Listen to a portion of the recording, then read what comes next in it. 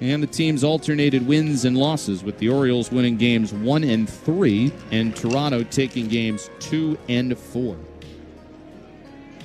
So that'll send Vladimir Guerrero Jr. up to the plate. Right-on-right matchup with Sagano, who deals, and that's a strike. On a first-pitch cutter, says Mark Wagner. And it's 0-1. Big talk across baseball this week. Guerrero and the Blue Jays finalized a contract. The 0-1. That is ripped out to center field. Mullins going back, will not get to this one as it bounces in front of him. Retrieves on the track. Around third is Bichette. He's going to score. And in with a stand-up double is Guerrero. So 2 balls hit hard against Sagano. And in the span of 3 pitches, back-to-back doubles has yielded the Blue Jays a 1-0 lead.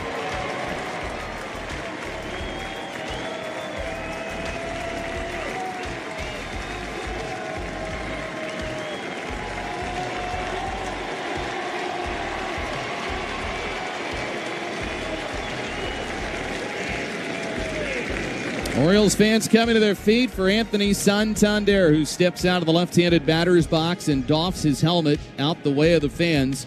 Fans who love Santander during his time with the Orioles.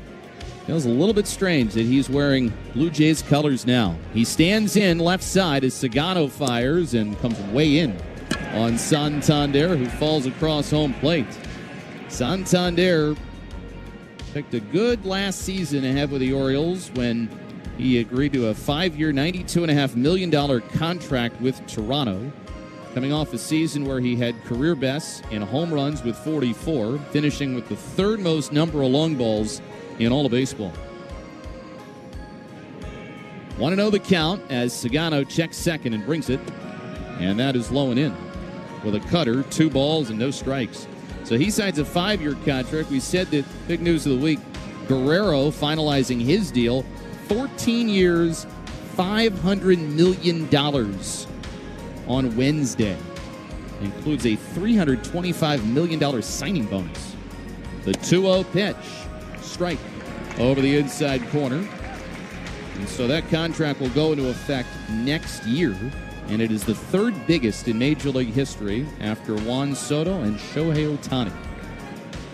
2-1 here against Santander. Toronto with a quick 1-0 lead. Sagano looking for his first out in the first. The pitch.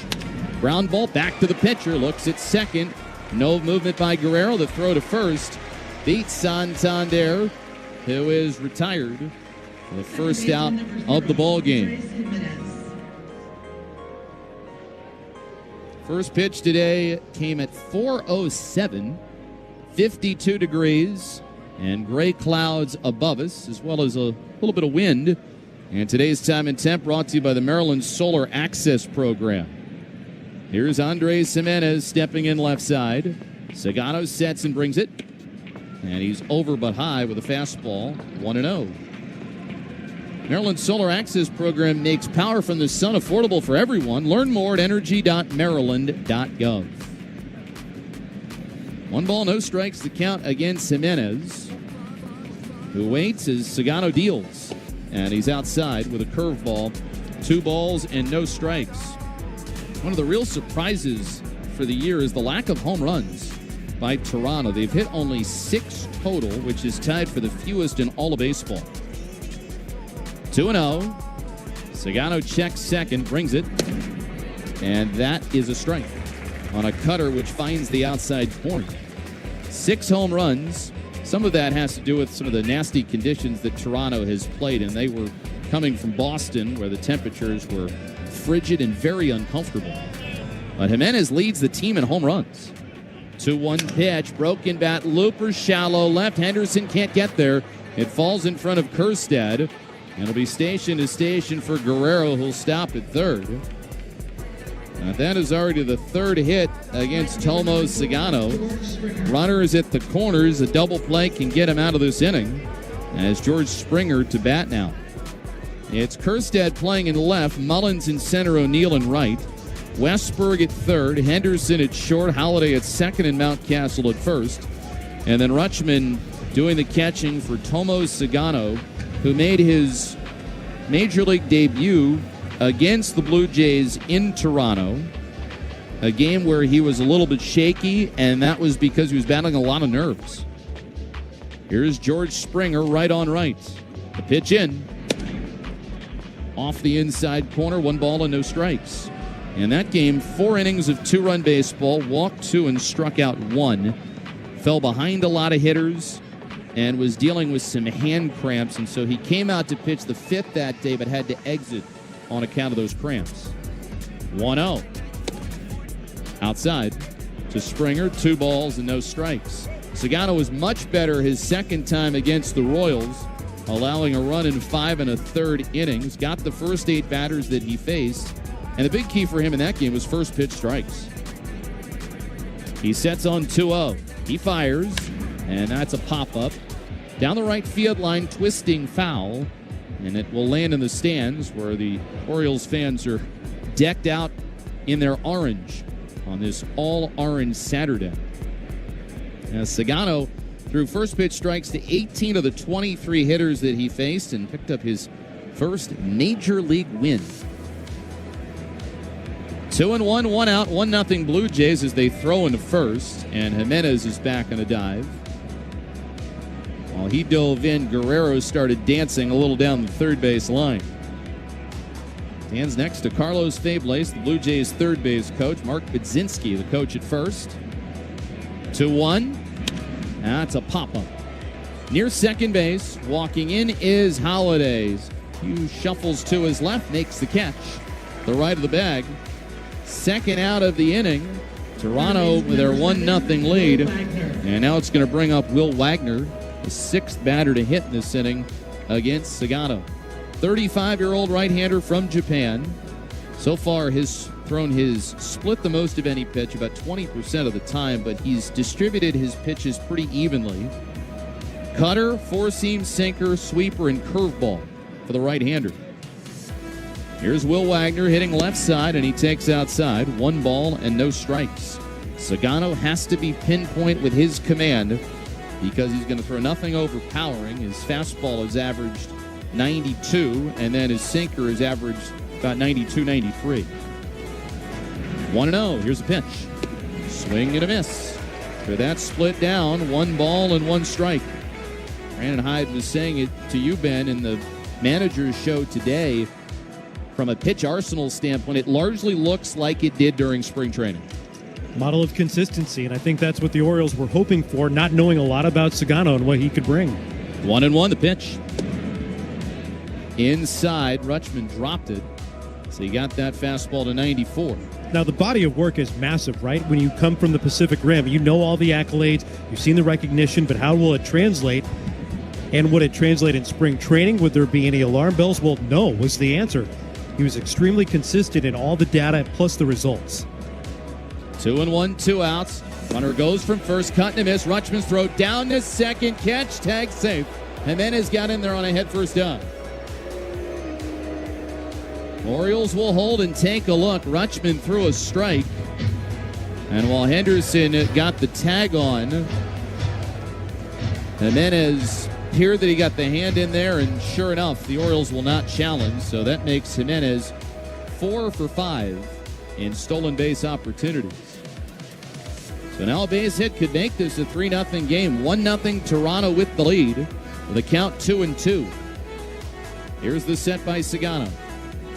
He comes in outside with a sweeper, sending it to a 3-2 count. And some of the miss has been a little bit big in this first inning, which is how it was when he saw Toronto up north of the border. First base open, 3-2, 2 outs, 1-0 Jays. Here's the set, the pitch, and that's nub foul off the fence of the Blue Jays dugout. And they'll get it to pitch number 7 here against Wagner, who for the year hits at .235, 8 for his first 34 at the plate, pair of RBIs, pair of doubles. He's also walked 5 times. 3 balls, 2 strikes. Sagano comes set. He comes home, and that's a pop-up, third base side and foul ground. Will get us to pitch number 8. And while he shares a last name, you and he have no relation. Correct. Although I'm trying to weasel my way into the trust. Well, good luck with that. Yeah. Make the call to Billy. 3-2, 2 outs. They're at second and third. Sagano comes set.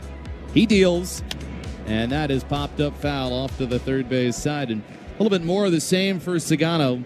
When you face the Blue Jays, you need to get used to the fact they will make you throw strikes, and they will foul off a lot of pitches.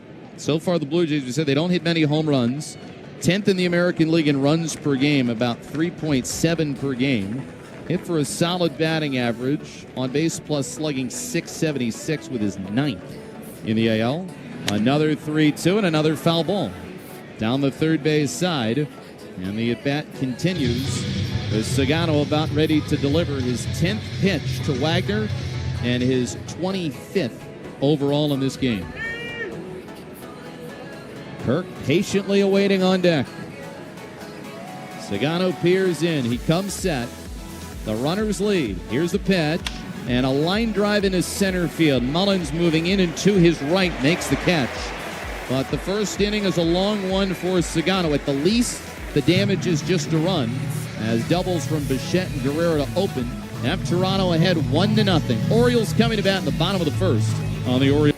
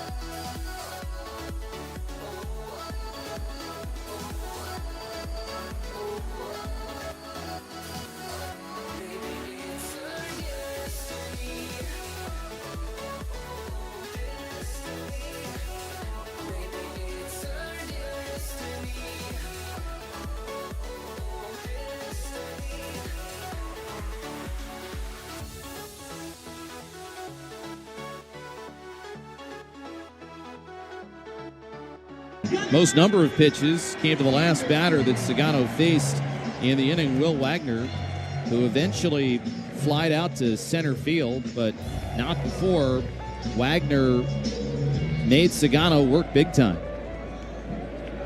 So that's going to have Gunnar Henderson lead things off in the bottom half of the first inning. Adley Rutschman and Ryan O'Hearn to follow, with the Orioles facing off against right-hander Bowden Francis. Henderson looking for his first home run of the season. In left side, upright stance. Bowden Francis's pitch is outside on a fastball at 92. 1 ball and no strikes. To start the year, Henderson 4 for 25 to begin. He has struck out 10 times, but he's also hit a lot of balls hard. Some loud contact for him on Wednesday in Arizona. Francis from the stretch, 1-0 pitch, and it's upstairs. Above the letters, 2 balls and no strikes. And a couple of balls that Henderson hit with an exit velocity north of 100 miles an hour. The Orioles, when they were in Arizona, first 5 innings facing Zach Gallen, they were excellent. The 2-0. Henderson smashes it on the ground to the hole at second. Sliding left Jimenez to a knee, fires to first, and gets Henderson 1 away. First 5 innings were some of the best at-bats the Orioles had taken all year. But then after that, they had one other good inning. Got a couple runs off of Merrill Kelly in the first inning of Game 2. And from there, the Orioles' offense was just shut down as they were shut out 9-0 on Wednesday. And Brandon Hyde summed it up before the game saying the at-bats just flat out have to be better. That's going to get Adley Rutschman up to the plate. First offering is a strike to Adley hitting from the left. Bowden Francis, he's a pitcher that he's going to sit in the low 90s with his fastball, but it will get on you quickly. The 0-1. High. 1 ball and 1 strike. As Ryan O'Hearn was saying this before the game, it's a lot firmer than it appears to be. And so he'll throw the fastball, split, curve, sinker, and slider. 6'5" right-hander from Tallahassee. 1-1 pitch is driven foul off to the left by Rutschman. 1 ball and 2 strikes. Last weekend he held the Mets to 2 runs in 5 1/3 innings, but suffered the defeat as the Mets ended up beating the Blue Jays that day 2-1. Toronto coming off of wins in 3 out of 4 against Boston. 1-0 Blue Jays, bottom 1. The 1-2 pitch is a high fly, right field. Springer moving back, now circling in, and he makes the catch above his shoulder for the second out of the bottom of the first inning. Springer's in right, Nathan Lucas in center, Alan Roden left. On the infield, third to first, Will Wagner, Bo Bichette, Andres Jimenez, and Vladimir Guerrero Jr. And then Alejandro Kirk does the catching for Bowden Francis, who last year appeared in 27 games and made 13 starts with Toronto, where he was 8-5 with a 3.3 ERA. Speaking of O'Hearn, here he is, standing in left side. The pitch in the dirt with a curveball. Now, last season for Francis, he really stood out for how he pitched at the end of the year. In August, he was the American League Pitcher of the Month. 1-0. O'Hearn takes a curveball strike. 1-1. And in a 4-game span, twice, Francis carried no hitters into the 9th inning, but lost both of them. It's a 1-1 count. The pitch to O'Hearn, and he hits it on the ground to second base. Scalded at Jimenez in the hole again. He'll fire to first sidearm. Retire Ryan, and so for Bowden Francis, he's got a 1-2-3 inning. And as we go to the second, it is Toronto 1 and the O's nothing on the Orioles radio network. It's savings. Take a hack at guessing which.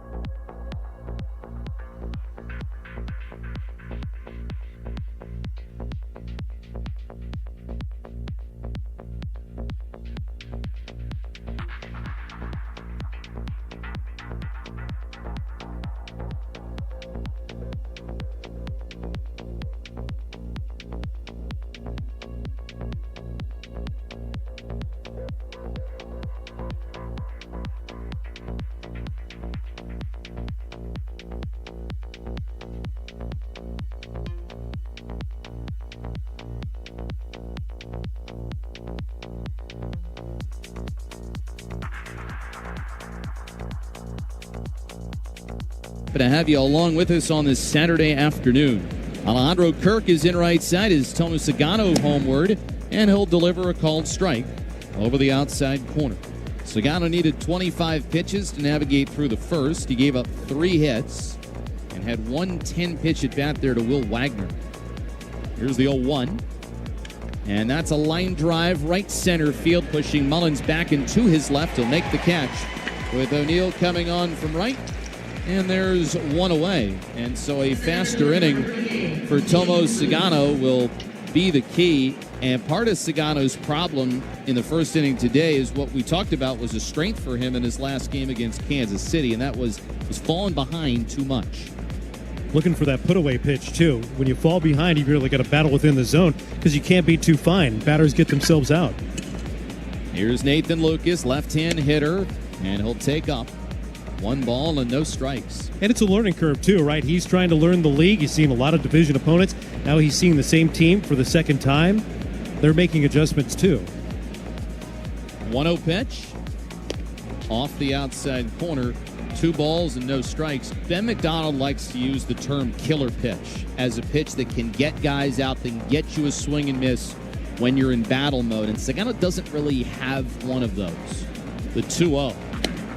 Cutter close but outside. It's a killer pitch. It's a put-away pitch. It's something that every pitcher possesses, that they feel convicted that no matter what they do with that pitch, no matter the count, they can get a result, whether it's contact, whether it's a swing and miss, whether it's an out. 3-0 pitch. That is close but inside for ball 4.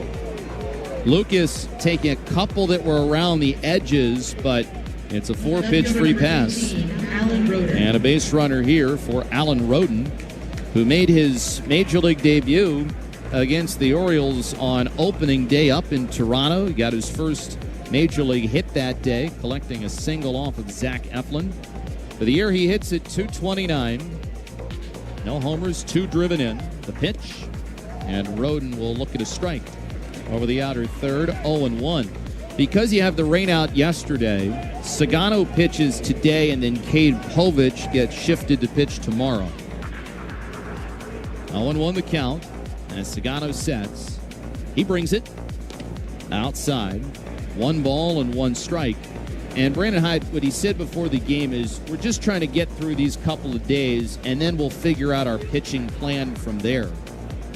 As the Orioles will also have an off day coming up on Monday. 1-1 the count. Sagano brings it, and it's fouled off of Rutschman.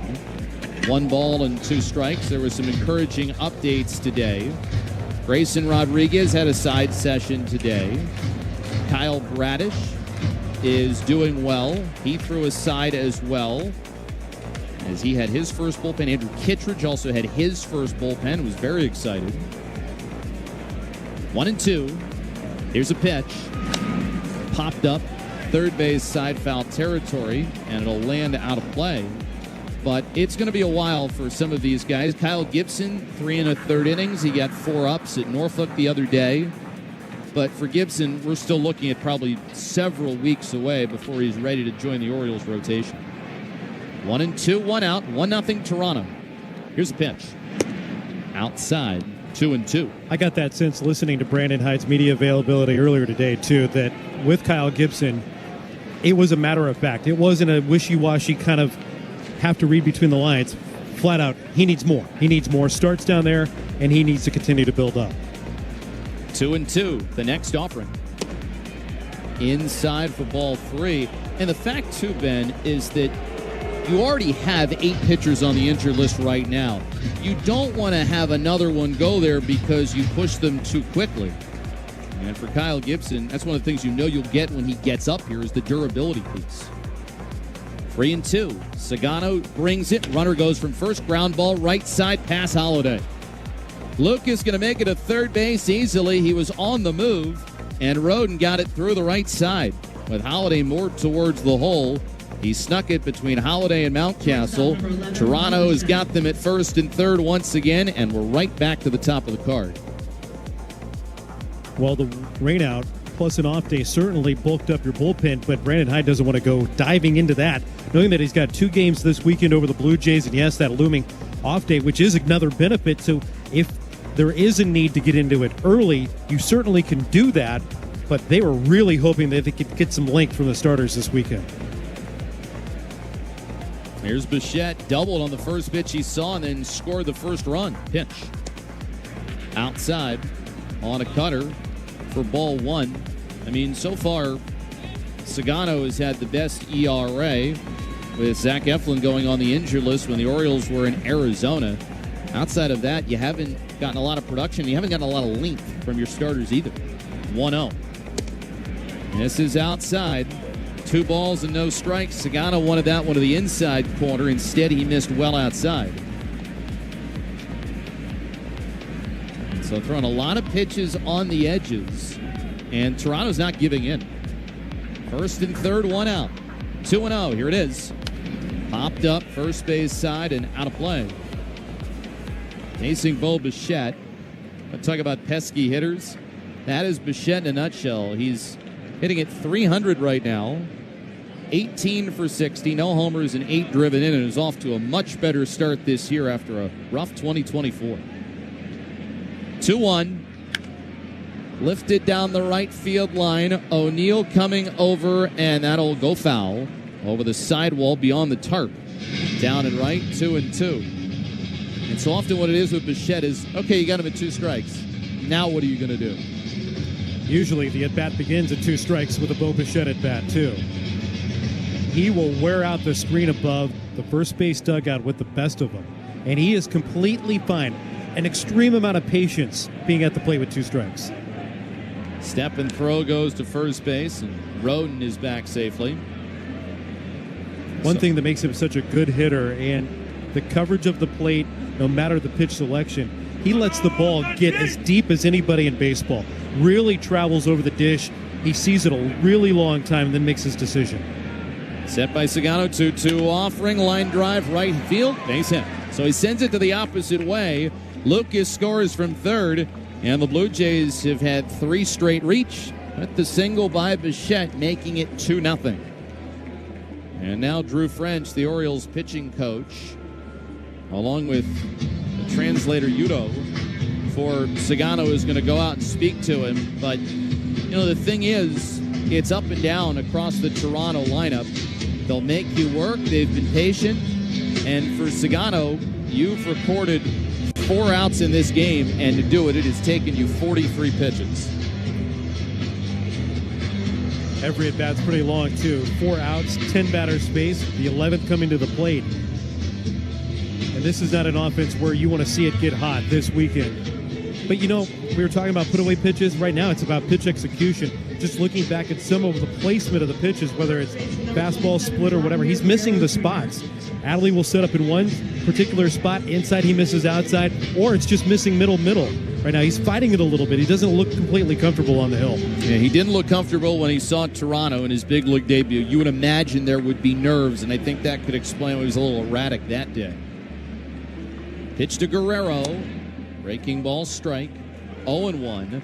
Much better the second time, but a lineup that has got some big boppers in it, and you're right in the middle of the fire right now with Guerrero up with first and second and a 2-0 Toronto lead. 0-1 chopper third base. Fielded by Westbrook. Gets it caught in his glove. There's a second one. Off to first. You can count it for 2. And Sagano really needed that. A 5-4-3 double play to get the Orioles off the field. The double play brought to you by Slocum Law. The Mike Slocum Law Firm is the first call you want to make after an accident, car, truck, or motorcycle crash. It takes tough to get you more. Call the Mike Slocum Law Firm. One more for Toronto in the second. They lead the O's 2-0 through 1.5. Great moments in baseball have been broadcast on the radio since 1920.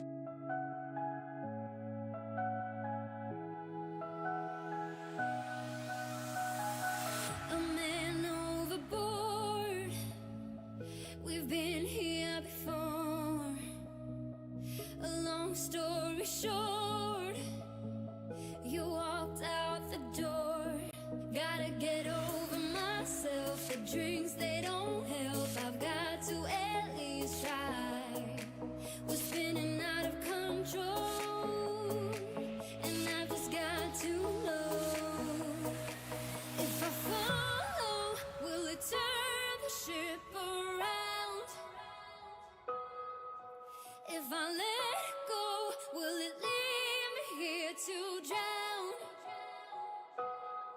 Gotta get over myself, this can't be farewell. I've got to at least try. If I follow, will you turn the ship around as I'm slowly sinking down?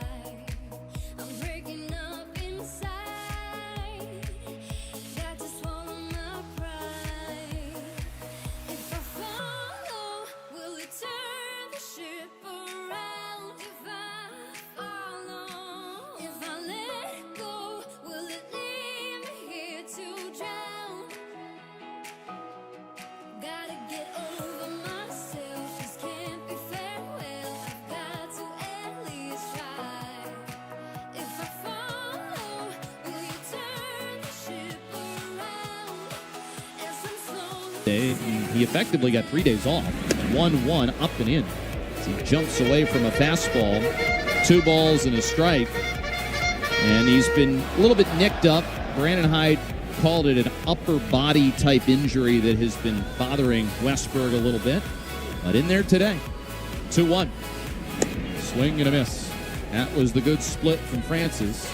2 balls, 2 strikes. And he's cooled off a little bit after Westberg. He started hot, but last 5 games, just 2 for 19. 2 balls, 2 strikes the count as Francis sets himself up on the third base side of the rubber. Big right-handed pitcher wearing long sleeves. Pitch in. And there's a split again, and it's cut through and miss for strike 3. So a couple of doozies. That one dove out of the zone. And for Francis, it's his first strikeout. All right, Orioles fans, Birdland memberships are available right now. Enjoy the best seats at the best value, starting with as few as 10 games. Select your seat and get access to exchange games, plus concession and merchandise discounts and playoff access. Get your membership today at Orioles.com/memberships. Orioles.com/memberships. Pitch on the way. Breaking ball. Spins in for a strike to Mullins. 0-1. He is Ben Wagner. I'm Jeff Arnold. And while the Orioles are wearing all orange, Ben, as we break down the fourth wall here, you're wearing some all orange pants. The What Are They Wearing segment. The 0-1. Up and outside. 1 ball and 1 strike, which, by the way, I have heard on a broadcast before. I have heard the What Am I Wearing piece, and you are wearing orange pants. And you got those off of Amazon? Well, yep. We went to the fastest provider of such things. 1-1 to Mullins. High. Ball 2. Why would anybody ever leave the apartment, when it can come to your doorstep? But you know what? I love a good theme party. Let's do it. So I splurged and ended up with the all-orange pants. He also had some fancy pants, if I recall, for the holiday party as well. 2-1 pitch. Check swing, and Mullins went too far over a split. Maybe that's my new identity, fancy pants. Now, there are worse things that you can be known for. 2-2 the count here against Cedric, who's leading the Orioles with 14 RBIs, most by far. Next closest has 7. 2-2 pitch. Mullins golfs it foul down the left field line. Remains 2-2, and the 14 RBIs for Mullins, second most in the American League, and tied for 8th most in baseball. It's 2-2. Tyler O'Neill awaiting on deck. Francis peers in, goes into his motion, comes home in the dirt with a split, and it's moved it to a full count. That split has been really tough to hit this year. Opponents in at-bats ending with the Bowden Francis splitter 1 for 11. And the 4-seam fastball in the split of the pitches he relies on the most. 3-2 pitch. Mullins guides it into left field. It's not deep. Alan Roan moves on a few steps, looks into the cloudy sky, and hauls it in. So 2 away in this second inning. Blue Jays 2 and the Orioles nothing. And that's going to get O'Neill up. O'Neill did great in his first game at Camden Yards as an Oriole, finishing with a 4-hit game. And he reached all 5 times in his first game in an Oriole uniform up north of the border. Right on right matchup. He's in right field today. Francis delivers. And his curveball is over for a called strike 1. And O'Neill had a lot of family in town when the Orioles were up in Toronto as they made the trek from Western Canada. Here's the 0-1. Low, says home plate umpire Mark Wagner. 1-1. And even on a crisp day like this, where we said 52 degrees, probably a little bit colder than that when you account for the wind, Tyler O'Neill was still going no sleeves out there today. A 1-1 off the fist foul, drifting upstairs, and 2 are right, 1-2. Ball and 2 strikes here against O'Neill. And for the year is batting at .316. Aston Kerstad awaiting on deck, and now O'Neill is going to use his timeout as he takes his bat and knocks some of the dirt from his white cleats. Outfield is straight away. Jimenez up the middle at second base, and Bichette step into the hole at short. 1-2 pitch inside. The split causes O'Neill to raise the arms. Now 2 balls and 2 strikes. The Orioles trying for their first hit against Bowden Francis, who in this game has retired all 5 that he's seen. Now the 2-2. And O'Neill shoots it up into the elevator shaft. Left side of the infield. Bichette running down from short. Makes the grab to the left of the mound. And so for Francis, he retires the side in order once again. And it means through 2 on this Saturday at Camden Yards. Toronto 2 and the Orioles nothing on the Orioles Radio Network.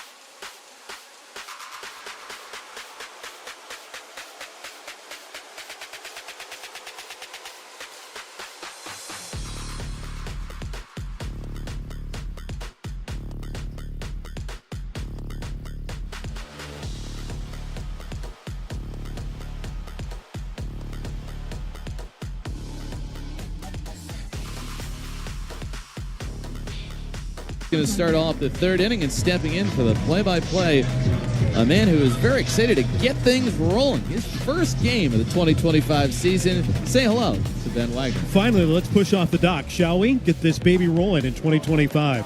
Anthony Santander, Andres Jimenez, and then George Springer against Tomo Sagano.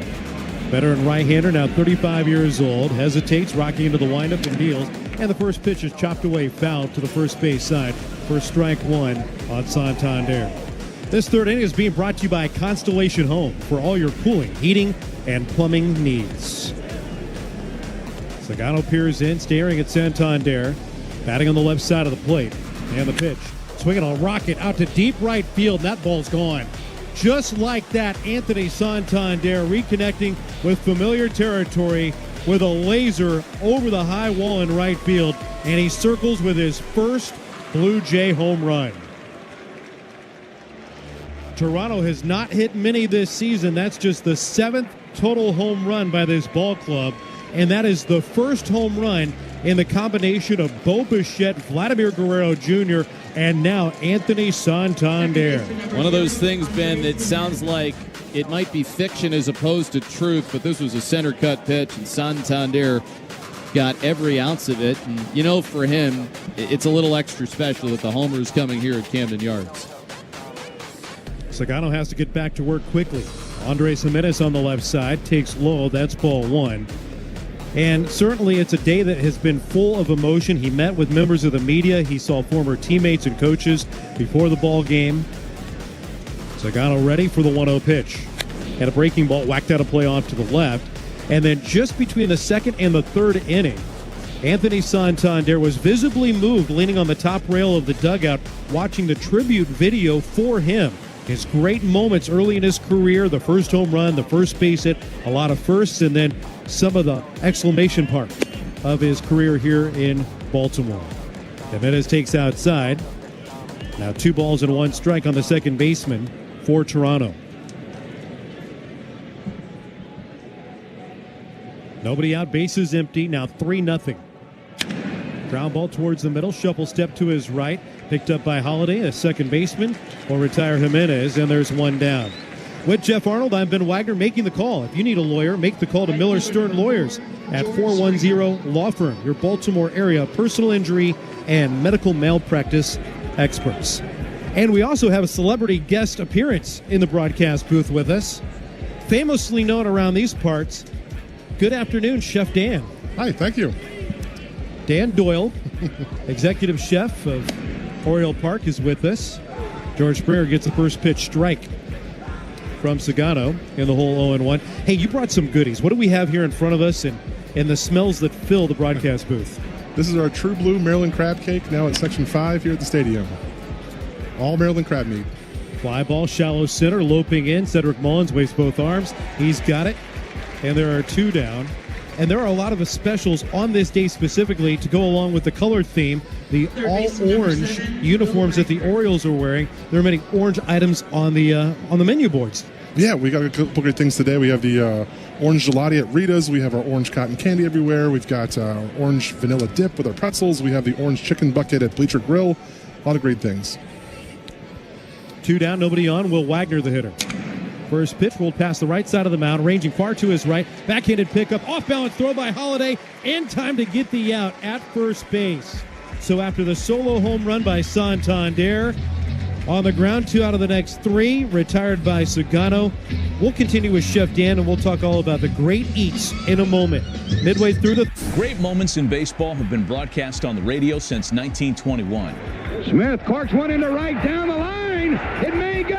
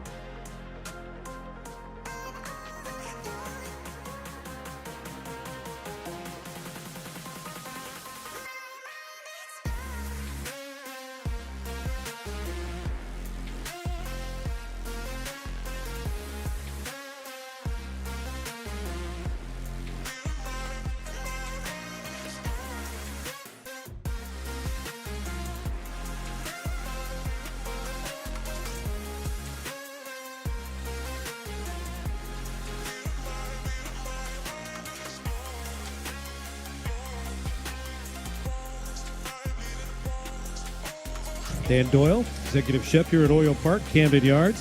Heston Kerstad, Ryan Mountcastle, and Jackson Holiday. Last third of the O's order against the right-hander Bowden Francis. With a 3-0 lead, he rides it high on Kerstad, 4-1. All right, we were talking about some of the great eats here, specifically this Maryland crab cake that we've got in the broadcast booth with us, by the way. Thanks for making sure you brought it while our mouths have to move. Absolutely. And we've got to communicate to the people. Francis in the 1-0. Kerstad takes a touch low. 2 balls and no strikes. You were telling us in the break that Oriole Park at Camden Yards has a unique distinction about being able to serve certain seafoods, and the crab cakes included. What makes this experience, what makes the delicacies that you're putting out for the crowd so special? Oh, ground ball down to first base, knocked down by Guerrero. Francis hustles over to cover the bag, and there's one down. Yeah, well, this is one of the things we work with the state of Maryland, actually, in the True Blue program to work with Maryland's best to source locally and, give back to our state of Maryland, which is great. We have the best crab meat in the world, and it's time to celebrate that here at Camden Yards. Do you get a little extra excited when it becomes Maryland crab season? Is there a certain level of excitement for you? Absolutely. We're watching the calendar. We're waiting every day to see what happens. Absolutely. Ryan Mountcastle will step in. It's 3-0. Blue Jays leading the Orioles for the home third. Do you have a favorite type of seafood? I mean, you prepare all kinds of different stuff, but what's your favorite? I'm old school. I'm picking crabs, man. Okay. Yeah, steamed crabs for sure. Sounds like a Maryland guy. There you go. Mountcastle looks out after the quick visit between Francis and Kirk. Pumps over a fastball or a called strike one. Maybe Alejandro Kirk provided a reminder that Mountcastle has a lot of success against Bowden Francis. 5 for 7 with 4 extra base hits head-to-head. There's a swing and a line drive sinking into left field. Stepping forward is Roden, and he handles it on a sharp liner. So more good contact, Francis versus Mountcastle, but Mountcastle robbed after the loud liner, and there are 2 down. So, Chef Dan, if I wanted to get one of these crab cakes down on the concourse, where do I go? Yep, so this is in Section 5, the Baltimore Seafood House. This is right by Gate A on Utah Street. And I'm guessing that these things go pretty quickly? Yep, limited time only. We only have a few. Being responsible, of course. Good Bay partners in that sense. So limited time, come get them quick. They go fast. Jackson Holiday with an excuse me swing. Dribbles it to third. Wagner was playing in from the infield. Grass on to first. We tap out on a 1-2-3. Third inning of work for Bowden Francis. A 3-0 lead for the Blue Jays. Chef Dan, good luck. The crowds are only going to get hungrier and hungrier as they come to the... Great moments.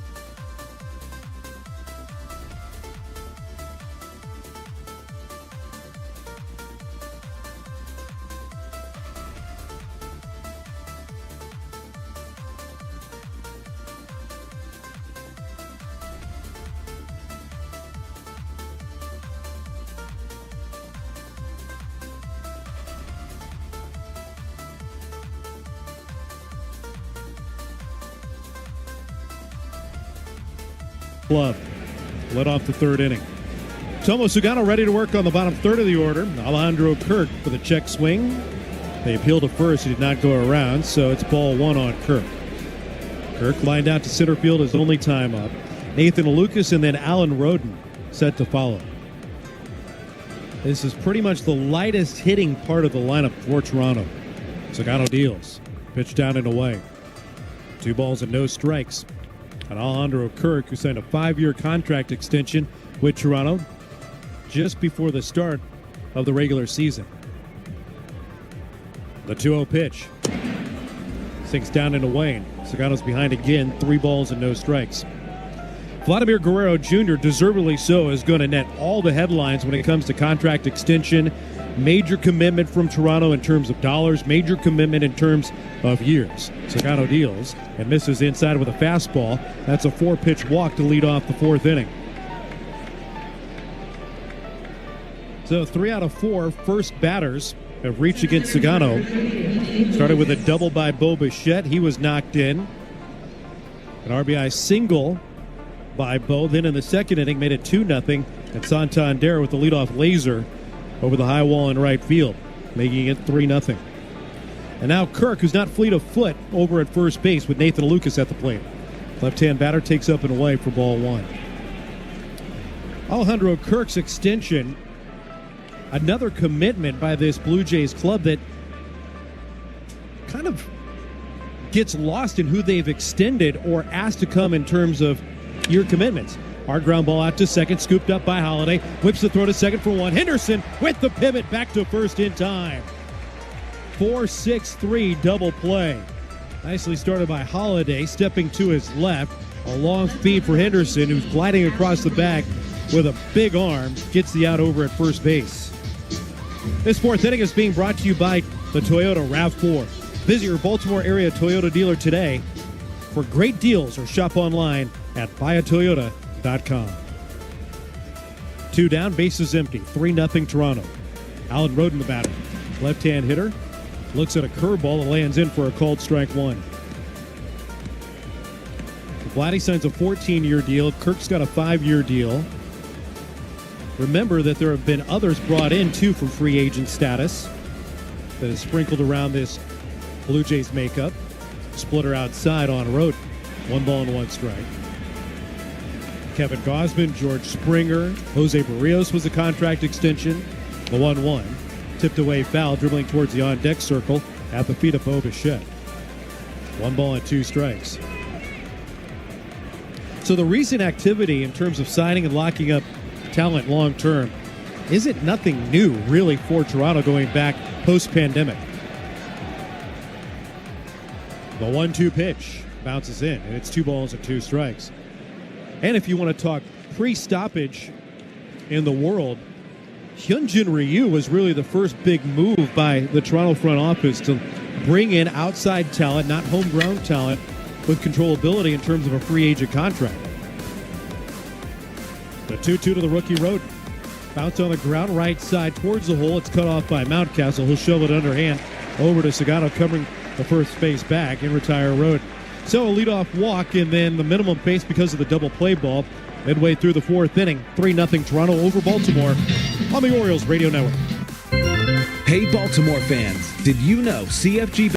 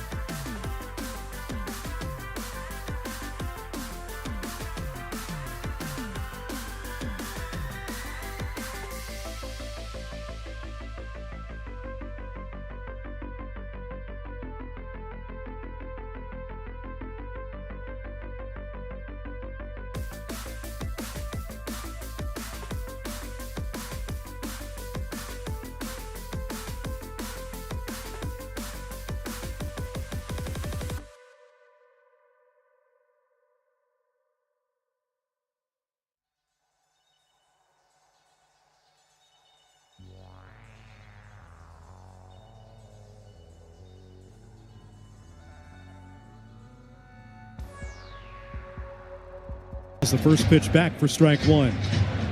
Reese Levin behind us. Ryan Leschko back at baseball control next to Jeff Arnold. I'm Ben Wagner.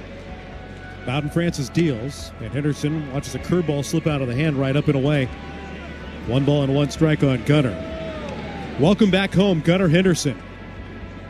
His first home game of 2025. Started the season on the injured list, made his debut 6 games ago when the Birds went on the road. The 1-1. Fastball's outside. It's 2 strike. Orioles traveled through Kansas City with a pit stop in the Valley of the Sun. Had an off day, then a rain out. So a weekend series against the Blue Jays. The 2-1. Swing and a miss over top of the splitter. 2 balls and 2 strikes on Henderson, who's now 4 for 26 coming off the injured list. And earlier today I asked Gunnar, is there a magic mark that he's hoping to find before he'll start to really make adjustments at the plate? 2-2 swoops in for strike 3. That's the splitter, and it dots the down and out corner for a called strike 3. Henderson immediately peeled back the page to last spring training, which was again interrupted. He said, I only got about 30 at-bats last spring training before the season arrived, and I felt okay. He just said okay. He said, now we're closing in on that when it comes to the major league life. You can discount this time in AAA, but his body has felt great for a number of weeks. Now it's just about the recognition and getting the timing down. Adley Rutschman at the plate. Takes a curveball up and out. Ball 1. Adley flied to right, his only time up. Open stance with a switch hitter on the left side. He swings and drives it down the right field line, hooking towards the corner and foul. 1 ball and 1 strike on Rutschman. He's had a lot of success facing the Blue Jays in his career. Through 45 games, the career slug of .590 with 5 home runs and 9 driven in alone last season. Francis deals. 1-1, wrapped on the ground out to second. Down to Eni Jimenez. Clanks it off his chest. Recovers with the ball and arms reach away to get the second out. House fans, bring the family out to Oriole Park at Camden Yards for Kids Opening Day on Sunday, April 13th at 1:35. Arrive early because the first 8,000 fans 14 and under receive an Oriole Bird plush toy presented by Wise Markets. Then cheer on the Orioles against the Blue Jays and enjoy a fun-filled day at the yard. Buy your tickets at Orioles.com/tickets. We'll see you tomorrow. Ryan O'Hearn, the hitter. Bases empty, 3-0 Blue Jays. We're in the 4th. Fastball on the outside corner for strike 1. Starts O'Hearn in the hole. Ryan's coming off a career year, and he's trying to translate that into an early start here in 2025. 4 extra base hits. The 0-1. Line drive caught by Guerrero near the line at first base. Struck that ball well, more loud contact, but nothing to show for it for O'Hearn, as the Orioles are turned away 1-2-3 here in this 4th inning alone. And the perfect work by Bowden Francis continues in Baltimore. 3-0.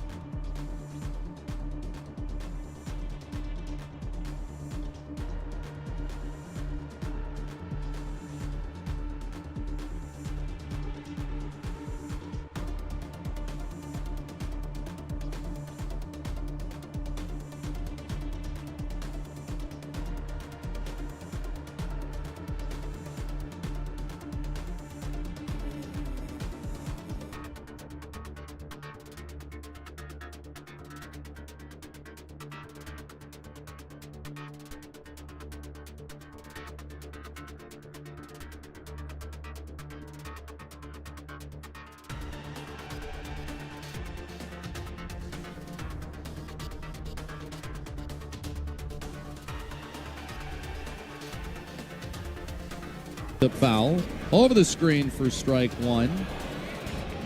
And it was Bichette who scored the first run. He drove in the second run, and then it was Anthony Santander who hit a solo home run in the third inning. His first with Toronto, the 0-1. Hold on the ground, foul. Over to the third base dugout. No balls and 2 strikes, but the Orioles offense has got to get going. I mean, they have gone 12 up and 12 down, as Ben said, against Bowden Francis. Orioles haven't scored a run in their last 15 innings. Sagano, deliberate line in the 0-2. Hold on the ground, shortstop, past the dive of Henderson and in the left. Bichette comes through with a 2-strike base hit. And this is what the Orioles saw Bo Bichette do in Toronto. 3 for 3, finding a way to get on base. So the leadoff man aboard, Vladimir Guerrero Jr., is up next. And so the Orioles, 15 innings without scoring a run, just 1 run in their last 21 innings. And the Orioles have not gotten a hit in their last 7 if you go back to Wednesday in Arizona. Here's Guerrero right on right. Pitch. That's a little floater right field. That'll get down for a single. Sagano tried to jam him in, but it was served to the opposite field.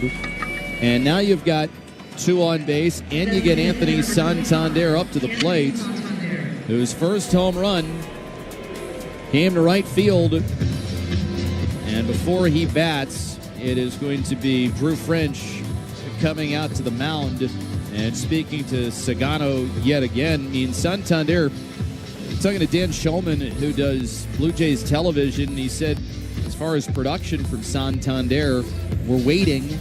And finally, it came in the third inning with a home run to right field. But the 7th home run, only the 7th home run that Toronto has gotten.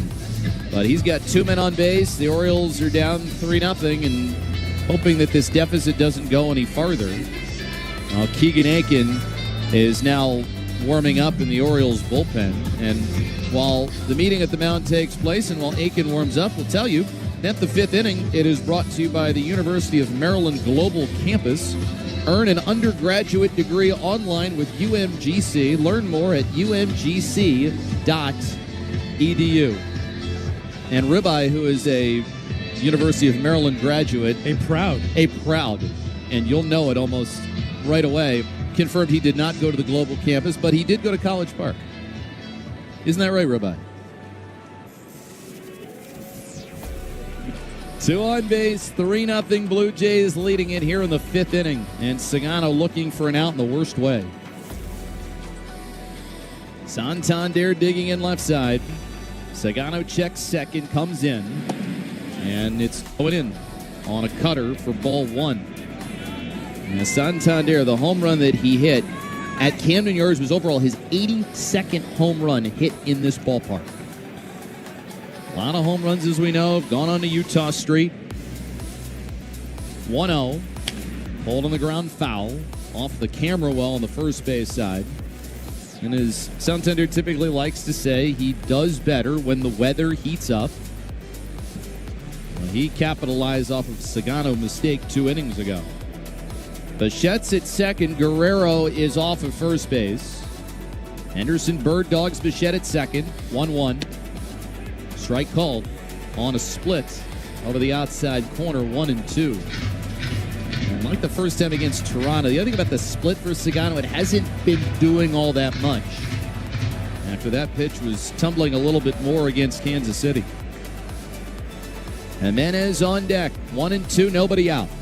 Sagano comes home, and that's hammered. Right field, O'Neill going back. He's at the track. He's at the wall. He makes the catch. Tagging from second is Bichette. Guerrero's going to move up from first to second on the back end. And so it's a deep fly ball out that went a long way. And if it's warmer out, then I think that ball leaves the park. But the Orioles, I think, are appealing that a runner left early, and I believe that they're saying that Guerrero left early at first base. Now, they appealed to second, and they said Bichette did not leave early. It looked like the initial appeal went to second base, but I believe there was a lot of conversation about appealing to first. Like, the Orioles were reacting like, no, that's not the bag we want you to appeal. Go to the other one, and the first base bag is where the Orioles turn their attention. Yeah, and so you can make multiple appeals if you want, and so they appealed it. Guerrero left early at first. He is called out on appeal, and so there are 2 outs, but that's going to be the end for Tomo Sagano, with the Blue Jays leading 3-0, and Aiken coming on to face Jimenez. This pitching change, it is. Take a hack at guessing which baseball player or manager said the following.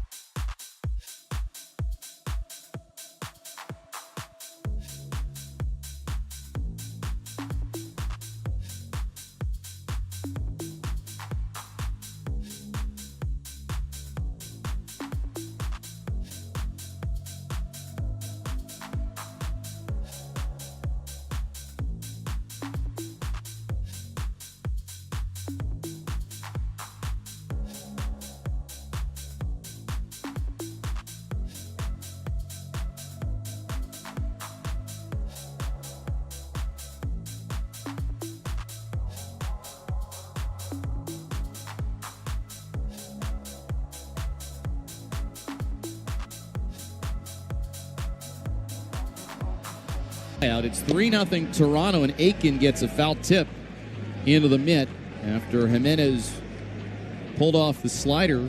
0-1.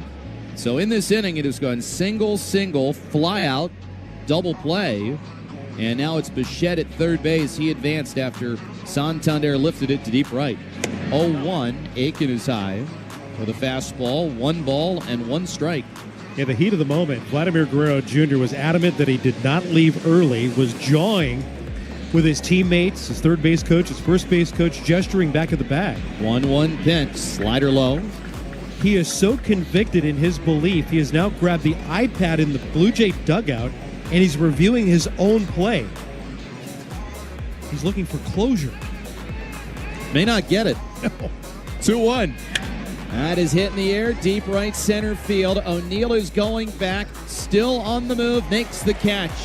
Crossing onto the warning track as Jimenez sent it a long way, but picked the wrong part of the park. And so a couple of early hits, but after the base running mistake by Guerrero and the flyout, the Orioles are out of the 5th. And as we're halfway home, it's Toronto 3 and the Orioles nothing. Let's see if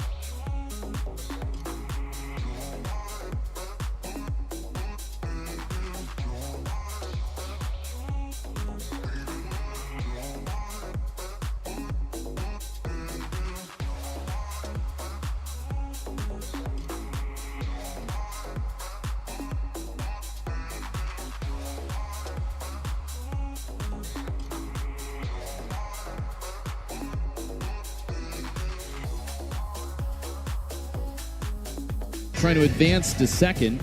And so it was a F9, and then they appealed, and Guerrero was doubled up, and then Keegan Aiken got Jimenez to fly out. As first one is up and in to Jordan Westberg to start the bottom of the fifth, 1-0. And so Sagano, despite allowing some early traffic in the fifth, gets out of it. 3-0 Toronto with the lead as Francis comes home and misses with a curve in. 2 balls and no strikes. So far, Bowden Francis has retired all 12 batters that he's faced. He's got a pair of strikeouts in there. The split has looked extremely good, and he used it to strike out Westberg back in the second. 2-0 pitch. Fastball, knee high for a strike, 2-1. One of the feel-good stories for Toronto last year in what was a very disappointing 2024. Mullins next, and then O'Neill. Francis with a 2-1 offering. The split has Westberg ahead. It's 2 balls, 2 strikes. 2-2 the count. And with Westberg making the start over at third base today, the pitch home. Swing and a miss. Split again, and it was basically the way that he pitched him the last time. Got him to miss on a split at the knees, and then that one might have been a little bit lower. But it's the third strikeout for Francis, all off the split finger. Attention students, sign up now for the Birdland Student Pass presented by Toyota. You can access student discounts throughout this season. Multiple games will be offered for college students via text all season long. Once you're signed up, students can buy their tickets with a single click. Sign up today for the Birdland Student Pass at Orioles.com/student pass. Pitch is outside to Mullins. 1 ball and no strikes. He is Ben Wagner. I'm Jeff Arnold. Ribeye Reese Levin with you. And Ryan Leshko back high atop TV Hill. Wagner really in at third. The 1-0 is below the knees. On a split to Mullins. 2 balls and no strikes. This has been the spot in the Orioles lineup where they drive in runs so far this year, and Mullins has done it better than anybody. 2-0. Curveball, low. Francis was trying for the outside corner, but missed a little bit down. 3-0, and Mullins making a bid to become the Orioles' first base runner of the game. Blue Jays 3, Orioles nothing, 3-0, and he'll take a strike on a fastball thigh high. Talking to Cedric before the game today, and he was saying that for the Orioles offense, the lack of home runs is strange, but really the hit or miss part of the offense might be stranger. 3-1 off the outside corner for ball 4. So he gets a 5-pitch walk, and so not to be a perfect game today for Bowden Francis. And a 1-out base runner now for Tyler O'Neill. And he says it's really strange how one day everybody's locked in offensively, and then the next, nobody's locked in. The part that he feels like when it comes to explaining the Orioles' early offense is the toughest to figure out. Pitch in. O'Neill dribbles it foul. Behind home plate for strike 1. That walk that Mullins picked up, it is brought to you by the Good Feet Store. Get out of pain and back to doing what you love at the Good Feet Store. Go to goodfeet.com to find a store near you and book your appointment today. 0-1 the count. See if the Orioles can get a lift from the Canadian Tyler O'Neill, who is not very nice to the Blue Jays when the Orioles were up in Toronto. 0-1. Strike called on a fastball over the outer third, 0-2. And the way that Francis has been pitching, Orioles hitters are just guessing right now. He has got them off balance, mixing well, getting ahead. And O'Neill has to go to battle mode here on 0-2. Mullins takes his lead away from first, where Guerrero holds him on. Jimenez pinched up the middle at second. The set from Francis.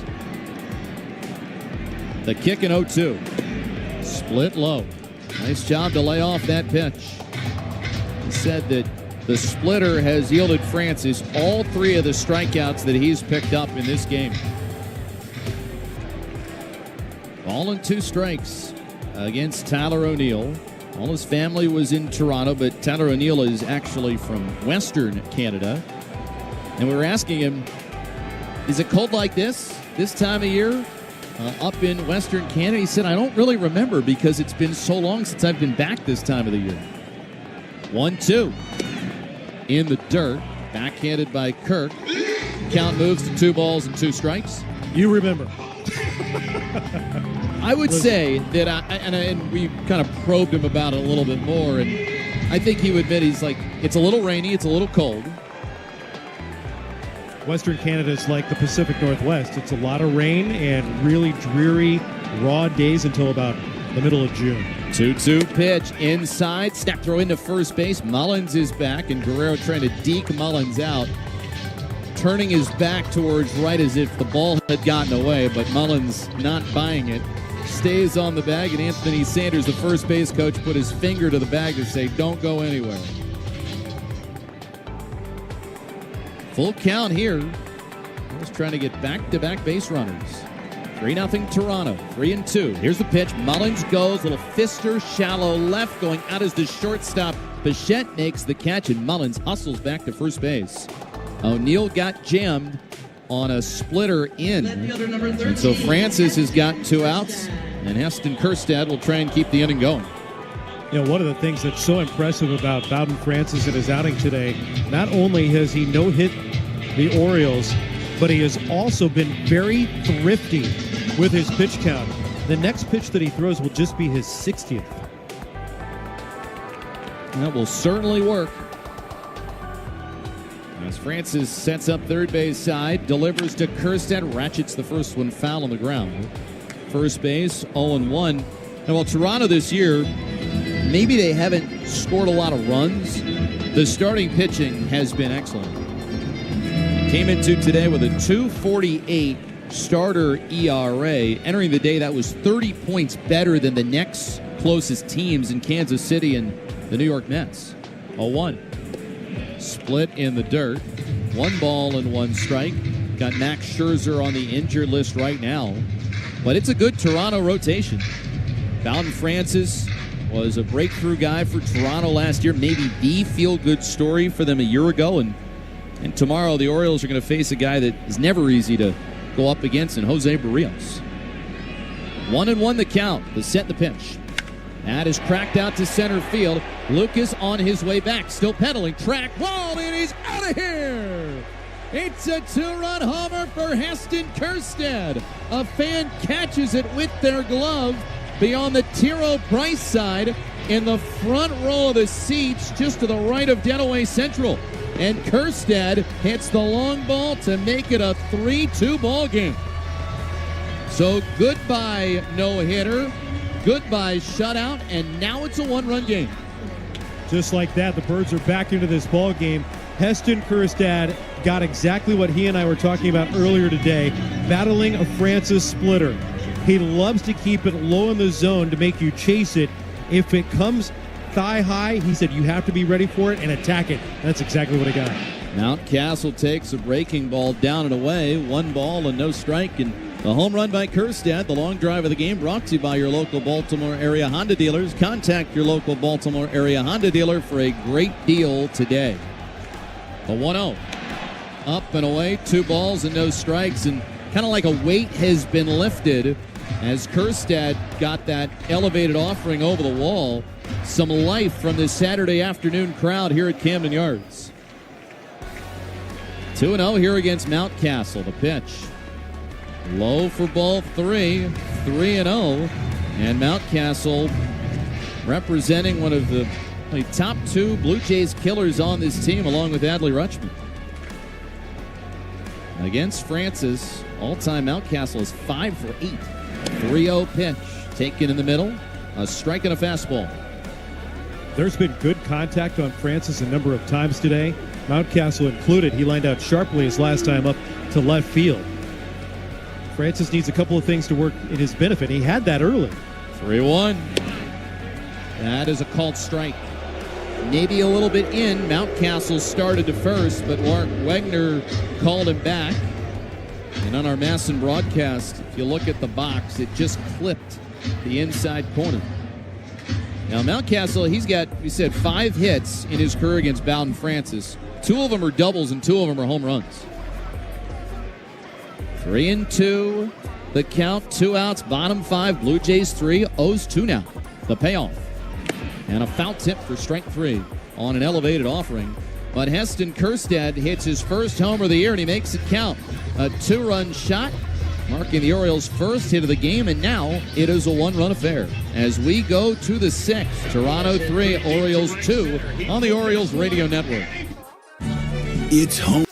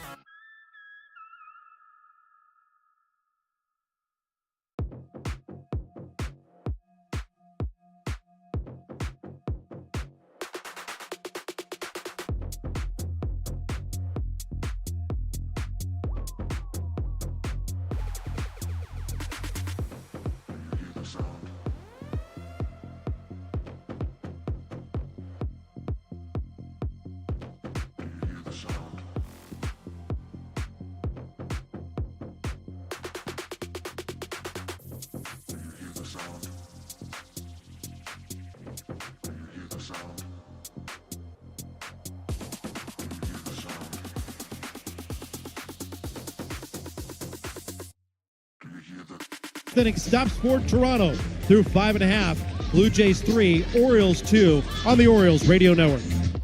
For almost 40 years, ground loop geothermal.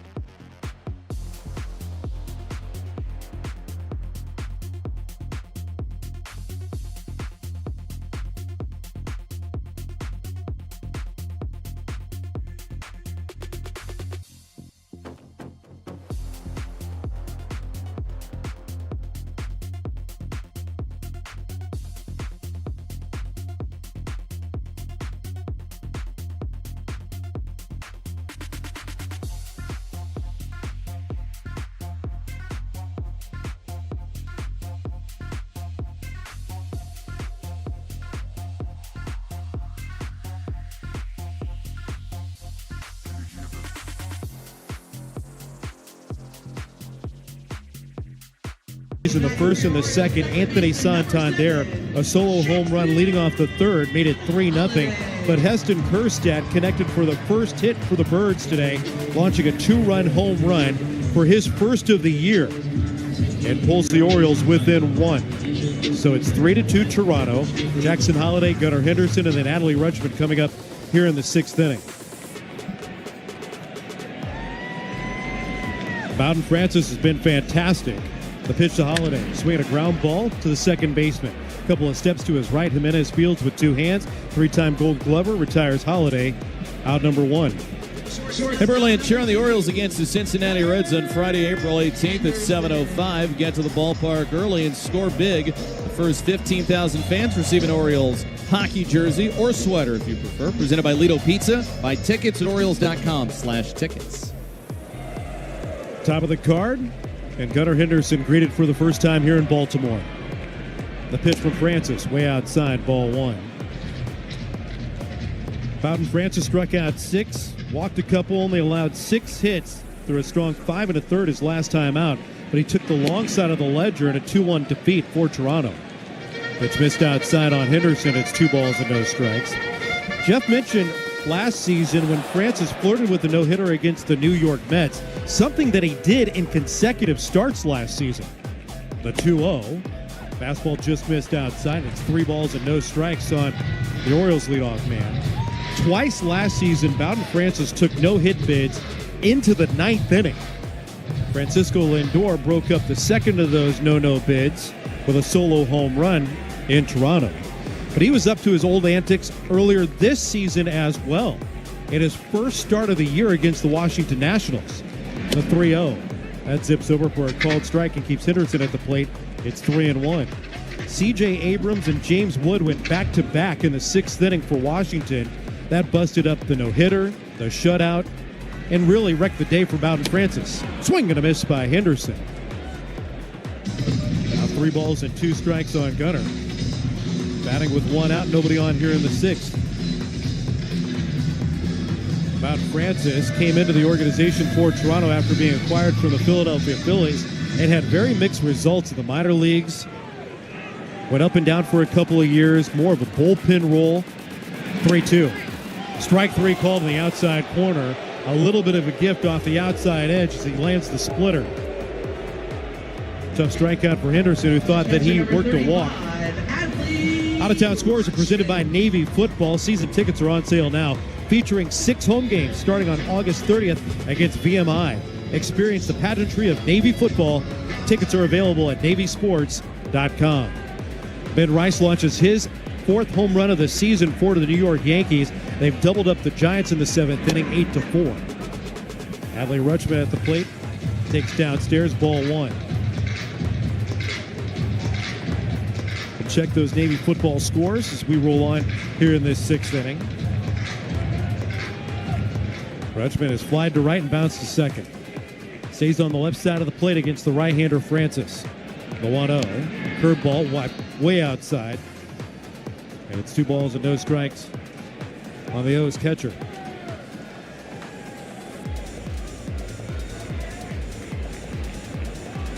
Defense slightly drifted to the right. Rutschman rides one out to deep right field. Springer back out the wall, looking up. Goodbye! We are tied on a solo shot from Adley Rutschman.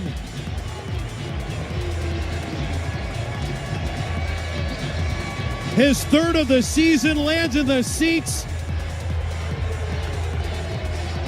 He takes the trip around the bases, tying this game 3-3 here in the 6th.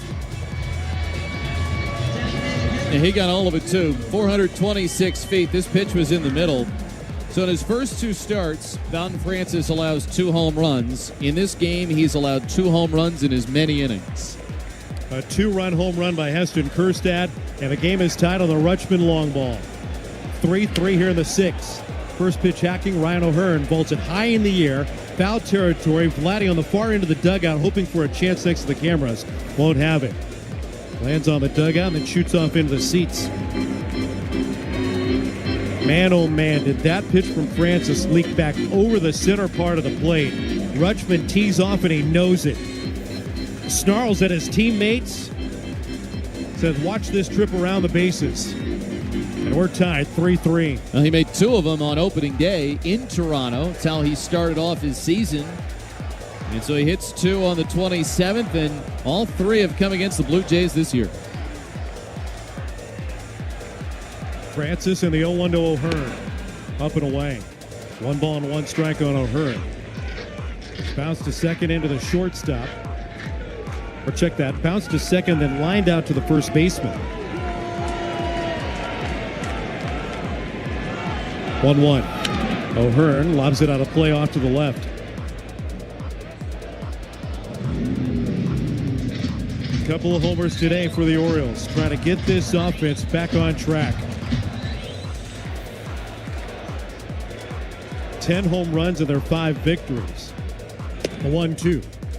Outside with a fastball missing from Francis. Steps away from the rubber, rubs the baseball with both bare hands, looking to get a grip on a cool day. Very overcast. The 2-2. Up and out. 3 balls and 2 strikes.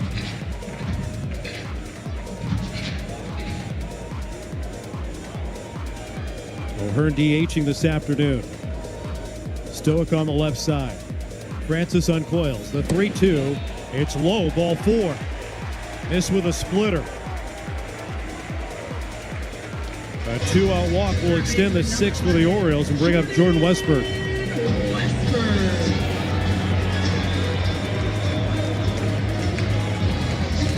Here comes Pete Walker, the longtime pitching coach, as Yariel Rodriguez loosens up in the bullpen. We're tied at 3 here in the 6th. Man, oh man, did Adley Rutschman ever have the breakthrough play of the game today, brought to you by Johns Hopkins Medicine. Bringing together the best of cardiology, cardiac surgery to provide high-quality, comprehensive patient care. The Johns Hopkins Heart and Vascular Institute is with you every beat of the way. Visit hopkinsmedicine.org/heart. He is one of the heartbeats of this team. He is Adley Rutschman. And he has tied this game 3-3.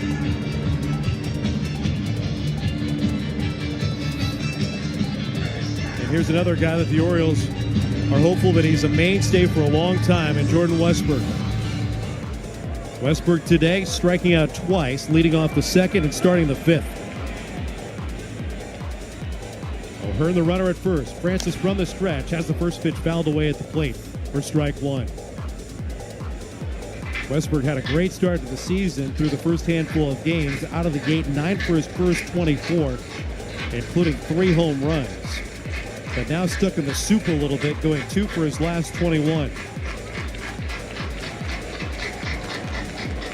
Francis wants to change pearls. They'll exchange with home plate umpire Mark Wagner. Climbed the backside of the bump and worked with 2 down and a runner at first. O'Hearn, the go-ahead run being attended to by Guerrero. The pitch down to the dirt, and it scoots away from Kirk. Rolls behind him just outside the dirt. O'Hearn, with the early recognition, scampers into scoring position at second base. That'll go down as a wild pitch as it bounces past the lap of Alejandro Kirk to advance O'Hearn into scoring position. Yeah, it's a little bit challenging when Alejandro Kirk catches on the knee to try to slide laterally there, but wasn't able to get his body in front of it. And so that allows for the Orioles to get that go-ahead run up 90 feet. The pitch to Westberg. Swing and a miss. Another splitter snapped off by Francis. 1 ball and 2 strikes on Westy. Outfield lined up straight away. Infield is back. Guerrero and Jimenez shaded towards the middle. The pitch from Francis is high. Fastball missing poorly from Francis. That'll bump the count to 2 balls and 2 strikes.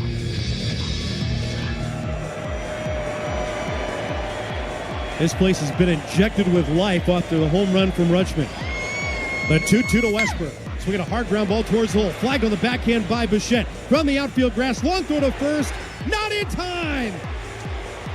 Vladdy went into the splits. Looked like he had the ball at the end of his glove. Just couldn't corral it.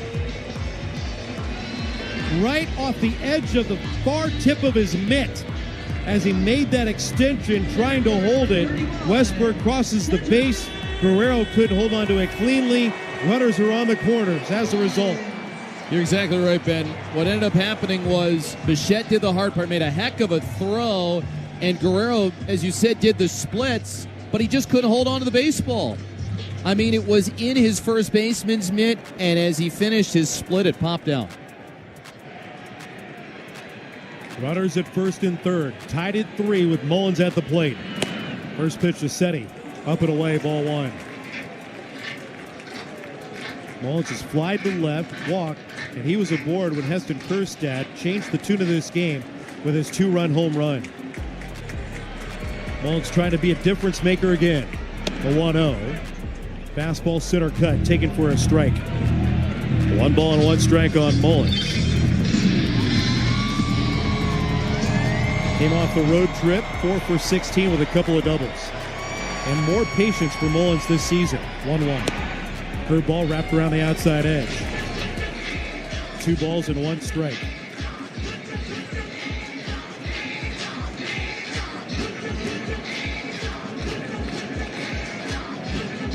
After the Rutschman game-tying home run, O'Hearn takes the walk. Westberg with an infield single.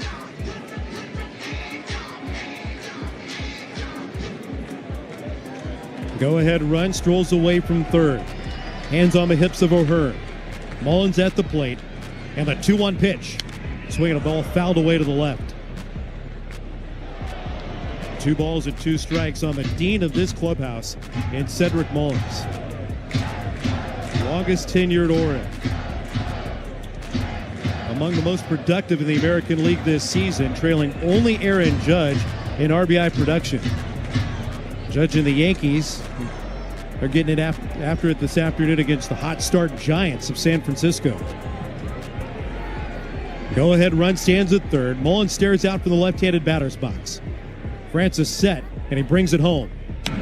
Up back liner clears the screen behind home plate. That was right off the top knuckle of Cedric Mullins. Francis trying to pour that pitch in on his hands.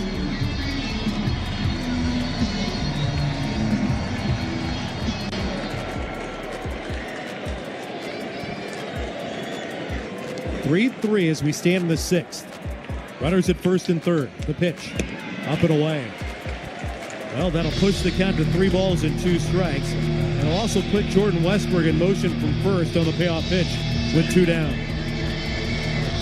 Tyler O'Neill standing out on deck. This crowd starting to get revved up again.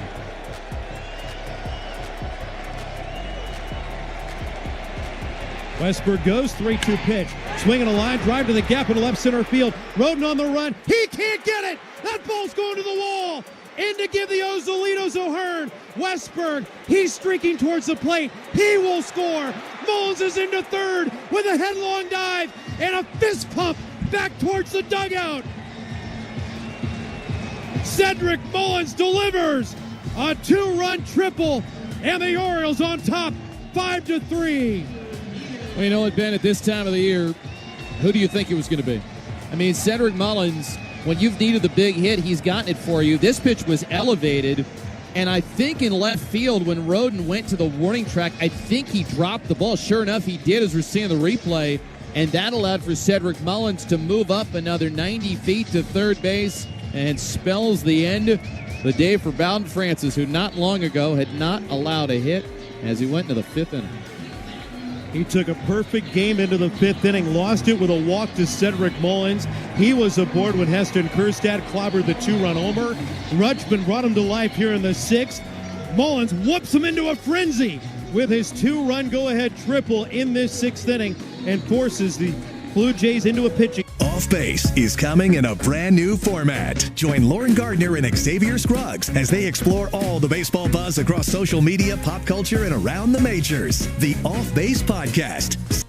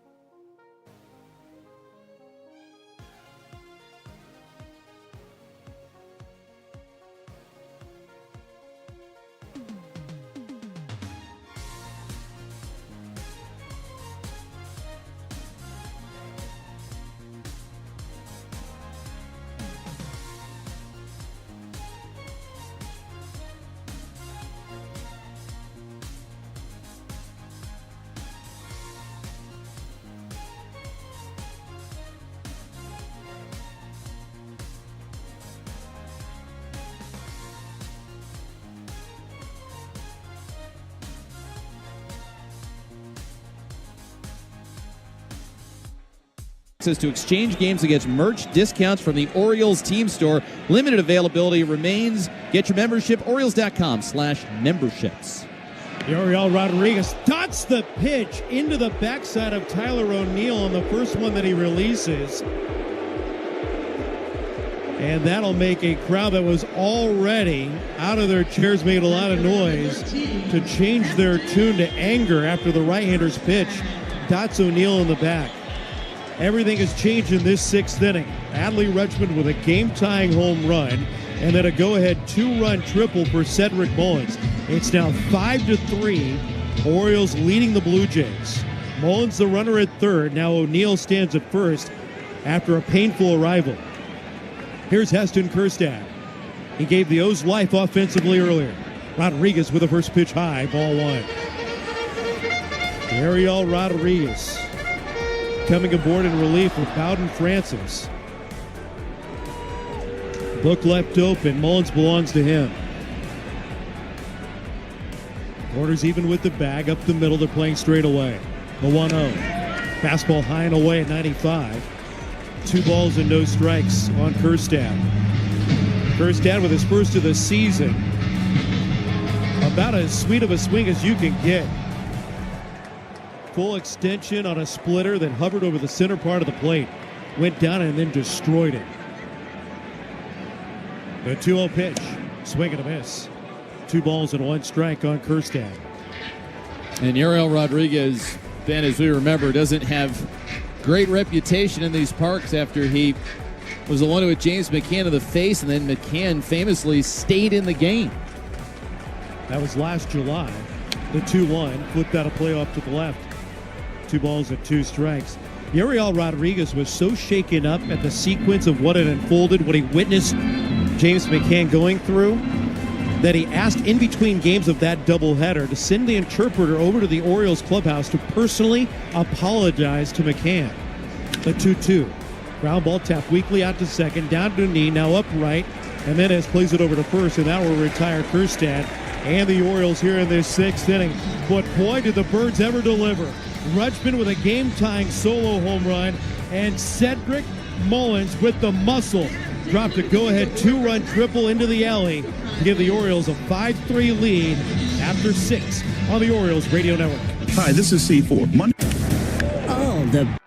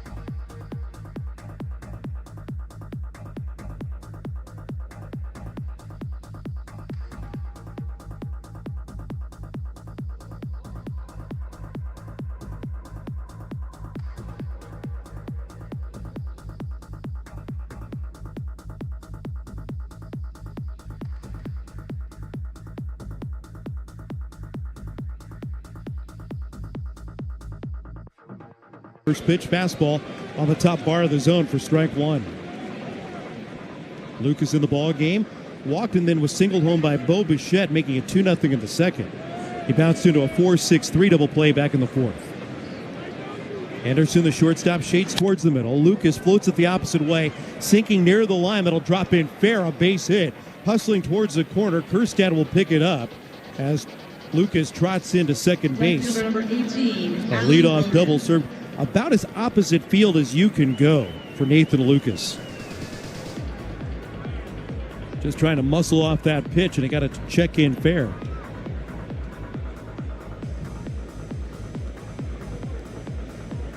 (5-3) Orioles starting the 7th.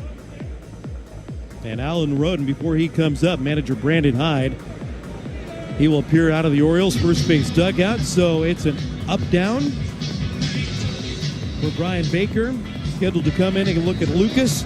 Didn't get him, so a pitching change made here for Yennier Cano in the 7th. This call to the bullpen is brought to you by AAA.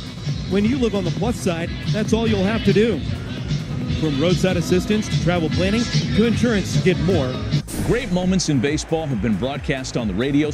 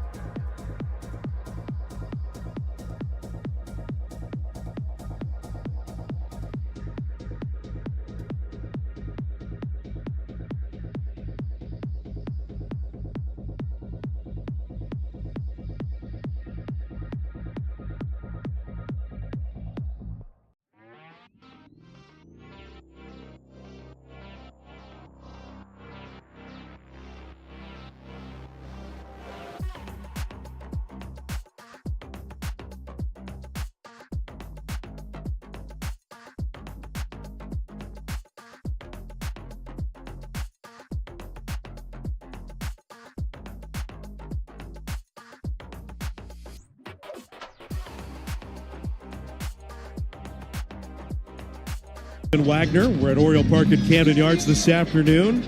Cloudy skies, but plenty to smile about down below. Orioles out of a 3-0 deficit, now with a 5-3 lead. Brian Baker is out. Ynier Cano is aboard. Inherits the runner at second, and the first pitch. A fastball outside Alan Roden for ball one. Roden has singled and bounced out. 1 for 2 this afternoon. His second inning single, he was left aboard. It was part of the minimum faced by the starter Tomo Sagano back in the fourth. Sagano was short-lived in this ball game as Cano pumps over a 94-mile-an-hour fastball. Sagano went 4 2/3, taken off the hook with the Orioles rally after allowing all 3 runs. 1-1. Swinging a humpback liner towards the middle of the diamond that'll avoid the leaping attempt by Henderson, drop into center field, a base hit. Lucas had to play that cautiously in the middle of the diamond, knowing that Henderson had started defensively behind him, was retreating, and then went airborne trying to snare it. So he can only advance to third base as Roden drops in his second base hit of the day. Back to the top of the card and a 3-hit afternoon for Bo Bichette. Bo doubled to lead off the ballgame on the very first pitch, knocked in a run with a single in the second, then singled and was stranded at third back in the fifth.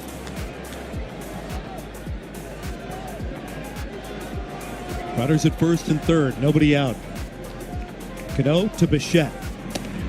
Missed outside, ball one. Bo Bichette was in a transcendent season last year. 2 separate injuries cut his campaign in half. Only played in 81 games. The 1-0. Swing and a miss.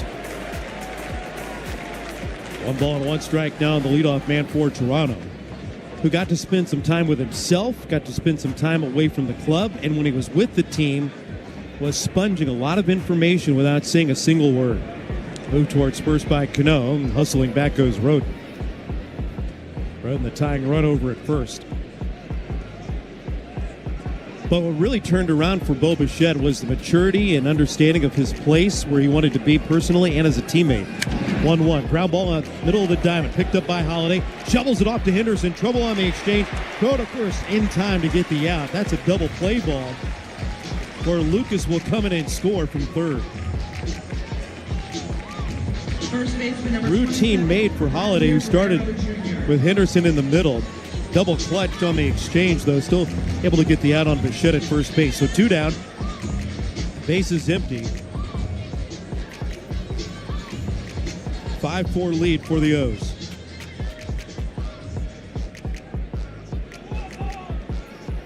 Here's Vladimir Guerrero Jr.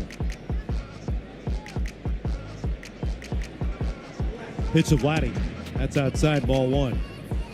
You know, part of that understanding of where he is, where his place in the franchise is for Bo Bichette, also had a little bit to do with Vladimir Guerrero Jr. knowing that their contract status would be major talking points moving into this year. The 1-0. Outside corner called strike. We know Vladdy's got the extension, a 14-year deal at $500 million. Bo Bichette has been asked frequently, and most recently told Hazel May of Sportsnet that he's open to an extension, but those talks haven't started. Guerrero swings, chops it off the plate. Weak dribbler out in front of the bump, picked up by Cano. He'll flip it over to first, retiring Guerrero and the side here in the 7th inning. So 1 run in for the Blue Jays. They make it 5-4 at the stretch here in downtown Baltimore. 7th inning stretch is being brought to you by MedStar Health, the trusted medical provider of your Baltimore Orioles. Orioles on top, 5-4 over the Blue Jays. Great moments in baseball have been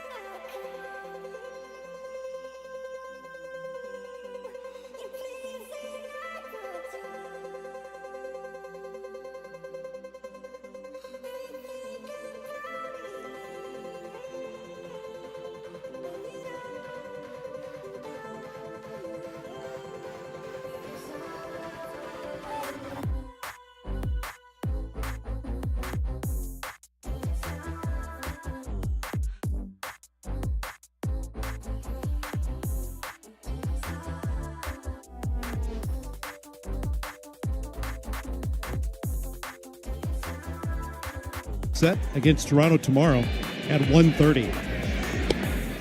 Ariel Rodriguez will stay aboard, work on Ryan Mountcastle, Jackson Holliday, and then Gunnar Henderson set to come up. But a lefty is loosening in the bullpen for the Blue Jays, so maybe with Holliday and Henderson stacked up, John Schneider's thinking about a change. Rodriguez drops in the first and the second hit for a strike. The first pitch, I believe, was low. Mason Fluharty is the lefty loosening up for Toronto. Rodriguez, a reliever, will work out of the windup, which he does with nobody on. This is up and away on Mountcastle. 2 balls and 1 strike. Mountie went 0 for 2 against somebody that he had owned in his career, 5 for 7 lifetime against Bowden Francis. The 2-1. Fly ball, shallow on the right side. From second, angling out as Jimenez, waving his arms frantically, makes the play to retire Mountcastle. 1 down. Stream every out-of-market game live or on demand, plus stream MLB Network 24/7 for the entire season. Blackout and other restrictions apply. Visit MLB.tv for details. He's Jeff Arnold. I'm Ben Wagner. Tomorrow we'll get the pregame show off the ground at 1 o'clock Eastern and a 1:35 first pitch. The rest of this afternoon's action, as we kind of forecasted, is going to come to a pause because there's a pitching change. John Schneider is out with the lefties coming up, and Holliday and Henderson. So they want to go to Fluharty out of the bullpen.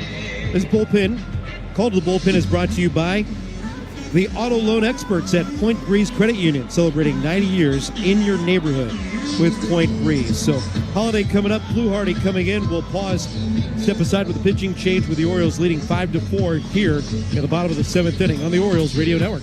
Spring has sprung. Orioles.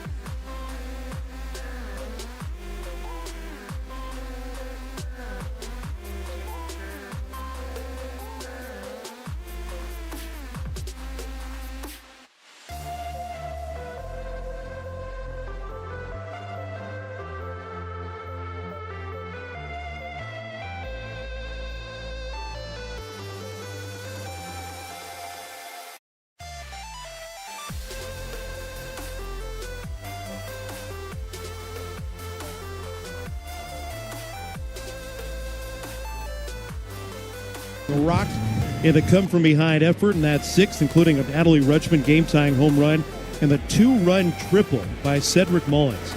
That made it 5-3. Now it's 5-4 Orioles. The left-handed batting, Jackson Holliday looks out and watches Fluharty sail a fastball wide for ball 1. Fluharty and a roster that has a number of stalwarts in its pitching staff, a surprise name. The 1-0. Down and away out of the reach of Alejandro Kirk. Dribbles to the backstop. 2 balls and no strikes. When you think about some of the names like Jimmy Garcia, Max Scherzer, Kevin Gausman, Jose Barrios, I mean, names that you just have relied on finding in the big league roster. Fluharty pitched his way onto the roster. The 2-0. Swoops in for a called strike, and it's 2-1 on Holliday. First year in the major leagues. Didn't make an appearance against the Orioles north of the border to start the season in that 4-game set.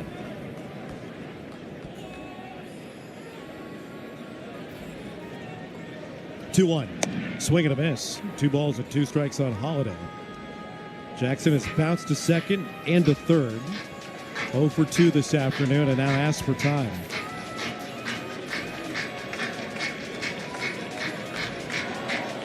Couple of strikeouts, one walk.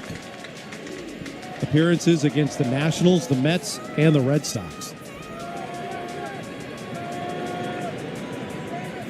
2-2. Up and away. 3 balls and 2 strikes on the number 9 hitter. He did warm up in the game against the Orioles that Sunday in Toronto. Didn't get into the game, but I'm sure he was hoping to, just because it was his first time warming up at a big league bullpen, and it was his dad's birthday who was there. 3-2 pitch, swing and a miss. Holiday goes down fishing. So 2 set aside here in the 7th inning.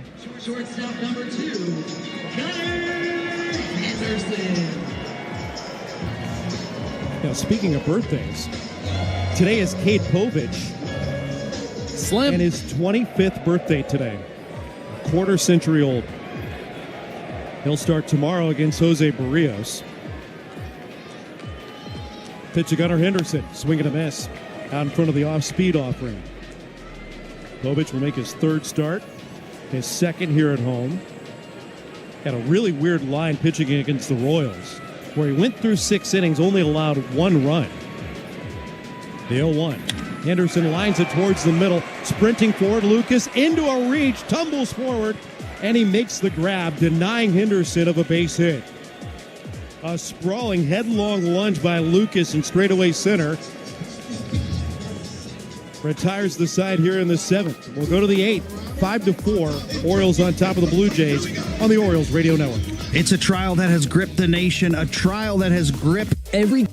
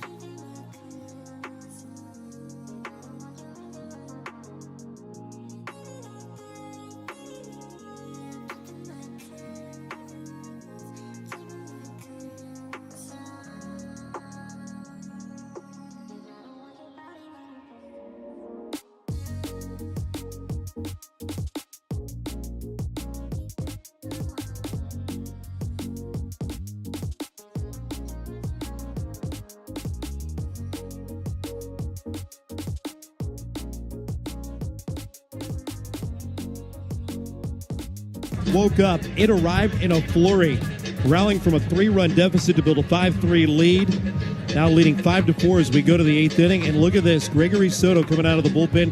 And certainly a pocket that's identified by the Orioles, Jeff Arnold. Anthony Santander, no more comforts of his return home. He already homered, but stop the fun now. Andres Jimenez has been a spark plug for this Blue Jays club, and George Springer, who leads baseball in batting average. In other words, Gregory Soto, you have your work cut out for you, as he will come on, and Gregory Soto very well up to the task. He's thrown 5 scoreless innings to open up the year. This is his 6th appearance. Left-hander delivers to Santander, who takes a big swing and a miss. Through a sinker, no balls and a strike. Santander homered earlier on in the game, and one of the first things he noticed is how much farther that left field wall is in now. He's hitting right side in the 0-1 pitch. Outside. 1 ball and 1 strike against Santander. The Orioles got within 2 in the 5th inning on a homer by Kjerstad, and then took the lead in the 6th, scoring 3 times. Blue Jays got one back in the 7th. A 1-1 lifted down the right side. It'll head to the upper deck foul. 1 ball and 2 strikes. A tight ball game, and could we, gasp, have a save opportunity for Felix Bautista today?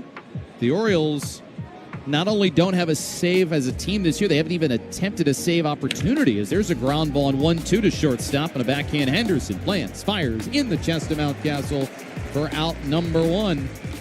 And Felix Bautista, you would be going to him. He hasn't pitched since Monday, and the Orioles were in Arizona. But the thing is, this year with the Orioles, the games have been lopsided usually one way or another. And the game where the Orioles won by 3, their smallest margin of victory in any game this year, that was a game where they led by 5 going into the 9th against Boston. Here's Andres Jimenez, left on left, and he'll shoot it in the air right center field. Jogging over Mullins, waving his arms. He is under it, and he makes the catch. So for Gregory Soto, it's 2 quick outs to begin the 8th inning. Orioles 5, Blue Jays 4.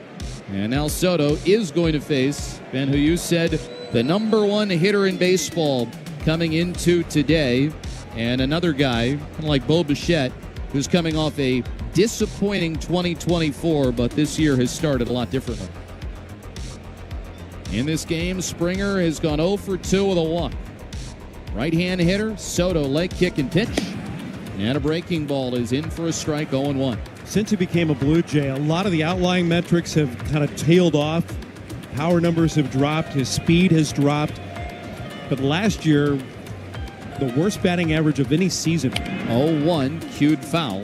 Over the first base dugout, no balls and 2 strikes. I mean, last year, he hit just .220. Career worst, didn't get on base much. And it kind of made you wonder, is Father Time catching up to him? But George Springer has come back with a vengeance at the start of this year. He chugged at the fountain of youth. 0-2. There's the pitch. Breaking ball. Did he go? They appeal. No. I think the pitch was a strike anyways. Soto grimaces, and Brandon Hyde staring down towards first base umpire John Bacon. I'm not sure if it was a strike on the swing, but it was definitely a strike on the pitch. 1-2 pitch, foul tip, strike 3. Now he got him. Gregory Soto bounces back 1 pitch later, strikes out Springer with a slider, and Gregory Soto makes it look easy once again. He's now thrown 6 scoreless this year. We head to the bottom of the 8th at Camden Yards. Orioles 5, Blue Jays 4 on the Orioles Radio Network.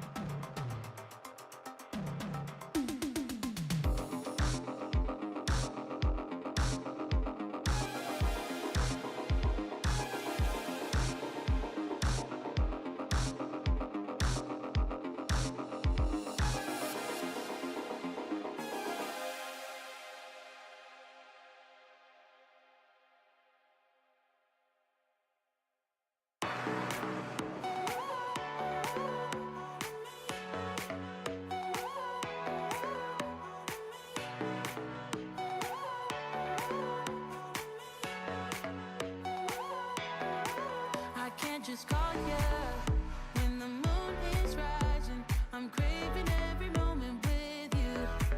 I can't just need you when the tides are turning. I cherish every second with you. I've got to hold on to your heart every day of the week, every week of the year. I've got to rewind and restart till you get what you need, till you get all of me.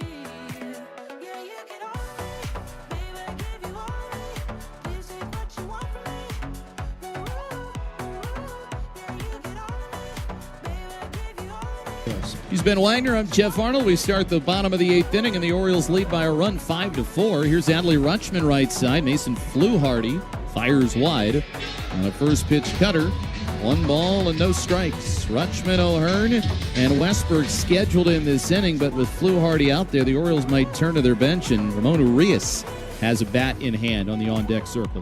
1-0. Rutschman stares at a cutter. Outside edge for a strike. 1 ball and 1 strike.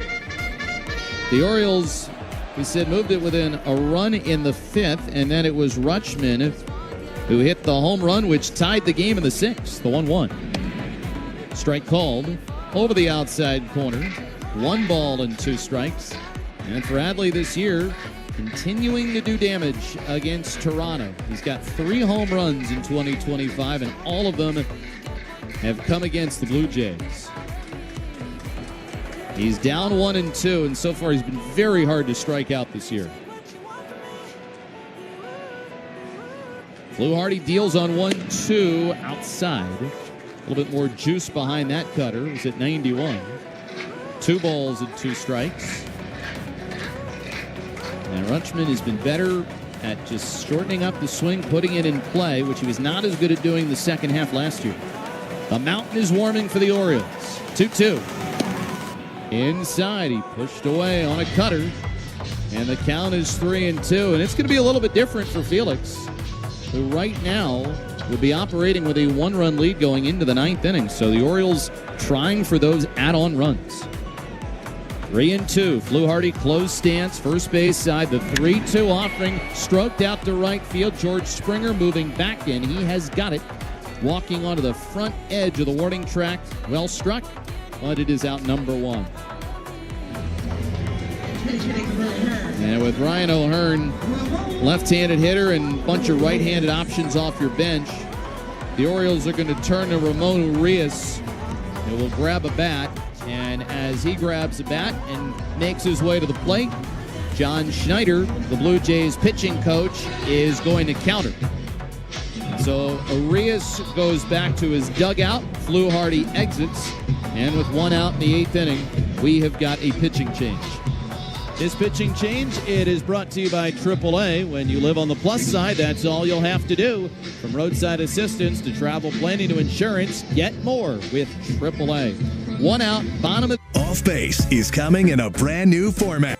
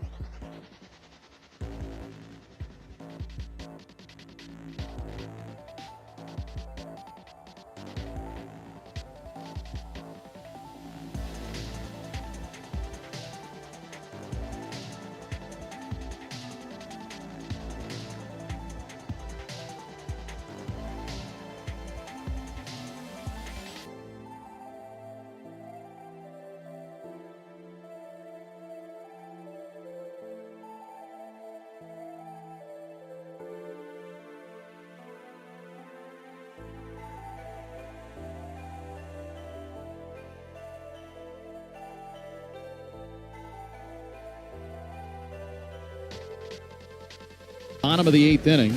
Rutschman was retired by Fluharty, and then the call to the pen was made.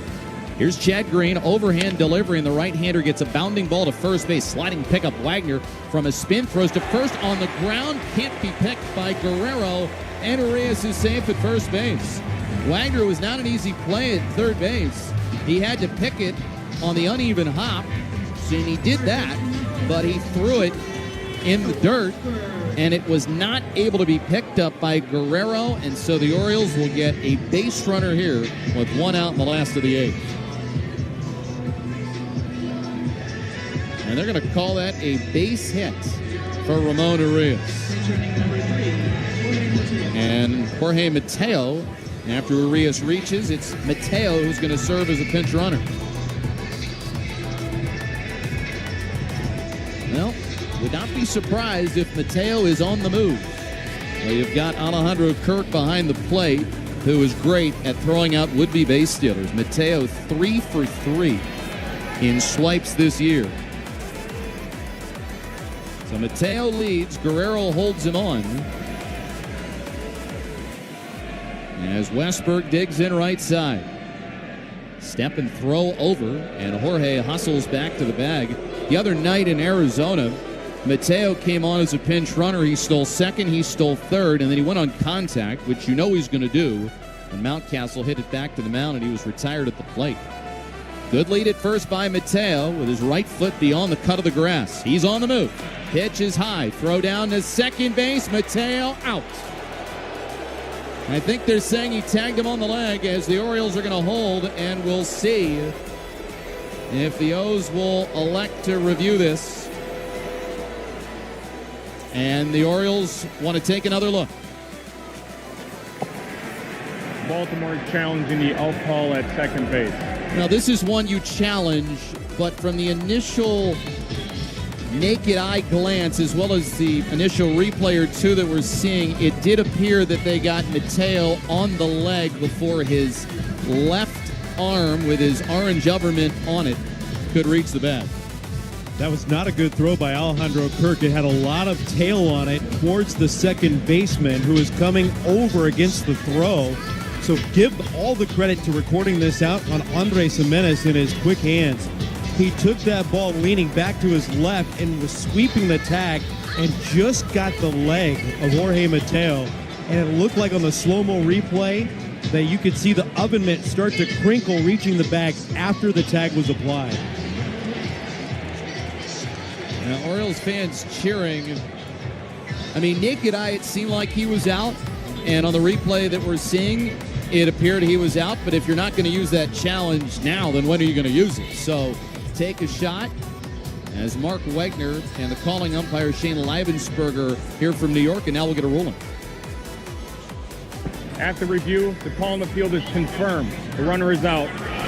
Baltimore will lose their challenge. Which is what you expected to happen.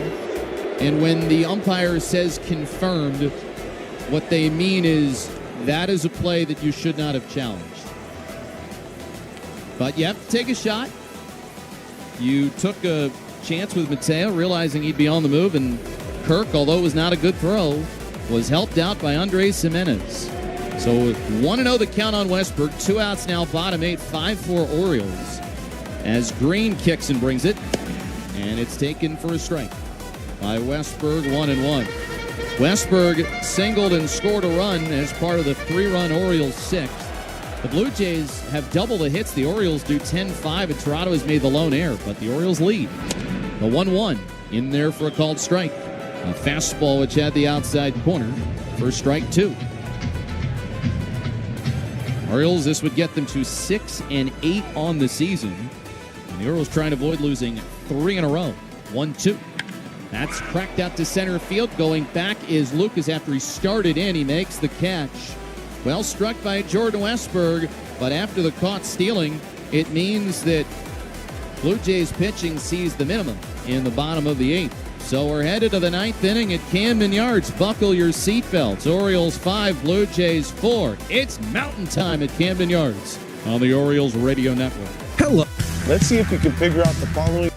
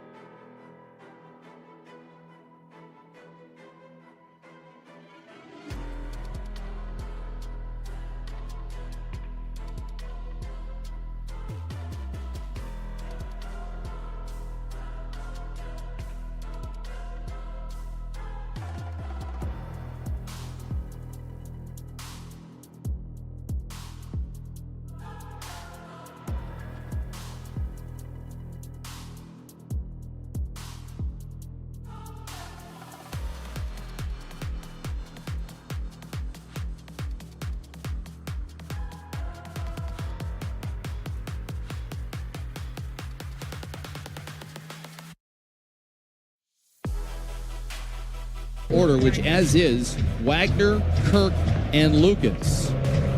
The Omar whistle signaled the entrance of Bautista, who so far has pitched to an ERA of 6 through his first 3 outings of the year, but the last one was his best. He'll face Wagner first. Leg kick, and the 6'8 right-hander's first is waved through on a sinker at 95. No balls and a strike. So far for the Mountain, 3 innings, 2 runs on 3 hits, 3 walks, 3 strikeouts.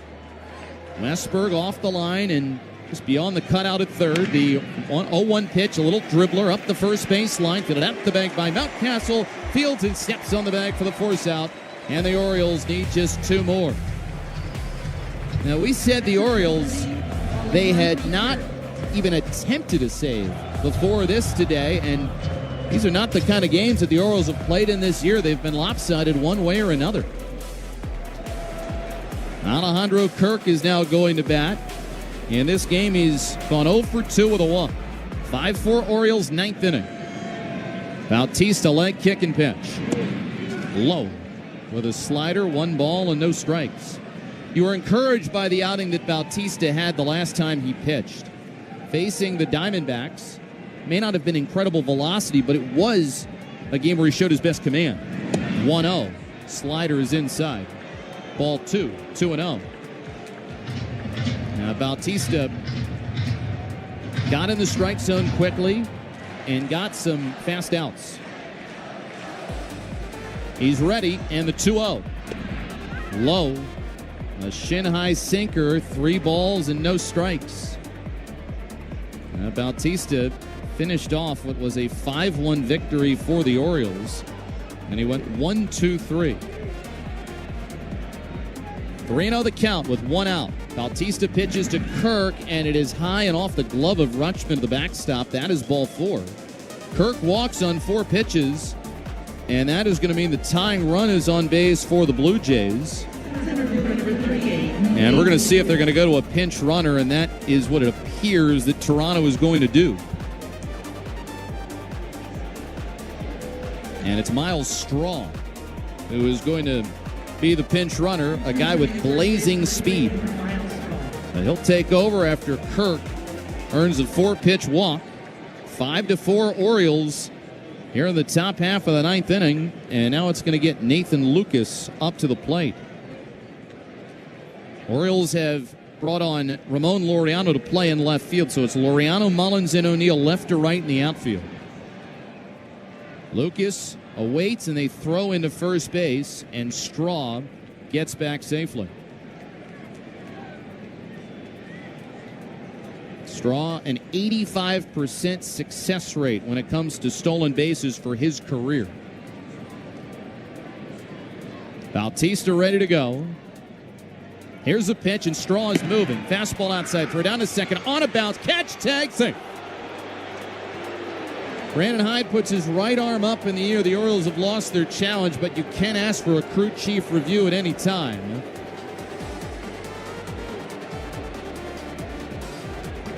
And the replay room says that Straw beat it with a headfirst dive. And upon review, yes, clearly beat it. Left hand was in before Henderson could get him with a swipe tap. So now the tying run is at second base. 5-4 Orioles with 1 out in the top of the 9th inning. Bautista trying for his first save. 1-0. Hit in the air, foul off to the left. 1 ball and 1 strike. 5-5-0 for the Orioles, 4-10-1 for Toronto.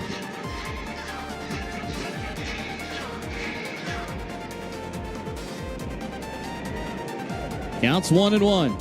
Straw takes his lead. Henderson plays right behind at shortstop. A long look by Bautista. 1-1 pitch. Hit in the air, down the left side, and it curves foul into the seats. A ball and 2 strikes. Bautista debuted in Toronto on March 29th after going 582 days without pitching in a major league game. He has dominated Toronto in his career. 1-2. Here's the pitch. Fastball close but outside. Rutschman on a knee, Framed it for Mark Wagner, but it was a hair off the outside corner. Count is 2 balls and 2 strikes against Felix, who had 33 saves in 2023. 2-2. High pop-up. Foul ground, third base. Westberg over to the railing, runs out of room. It'll land 2 rows behind the Blue Jays dugout.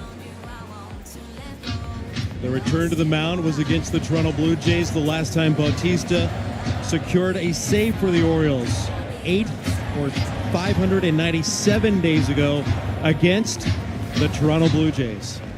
In his career, he's allowed only 2 earned runs in 17 innings to Toronto. 2-2, 1 out. Here's a pitch. Fouled back. A splitter which hung up above the letters, and Lucas fouled it to the screen. Now, Gregory Soto pitched the inning prior and retired Toronto in order on just 9 pitches. Cano was before that. Brian Baker allowed a run over an inning plus, and then Keegan Aiken a third of an inning after Sagano exited. 2-2. Skipped in the dirt. Rutschman has it kicked behind him, but no movement by Straw over at second base. And what a plate appearance here by Nathan Lucas, who's about to see an 8th pitch out of Felix Bautista. 3 balls, 2 strikes, and the tying run down at second base.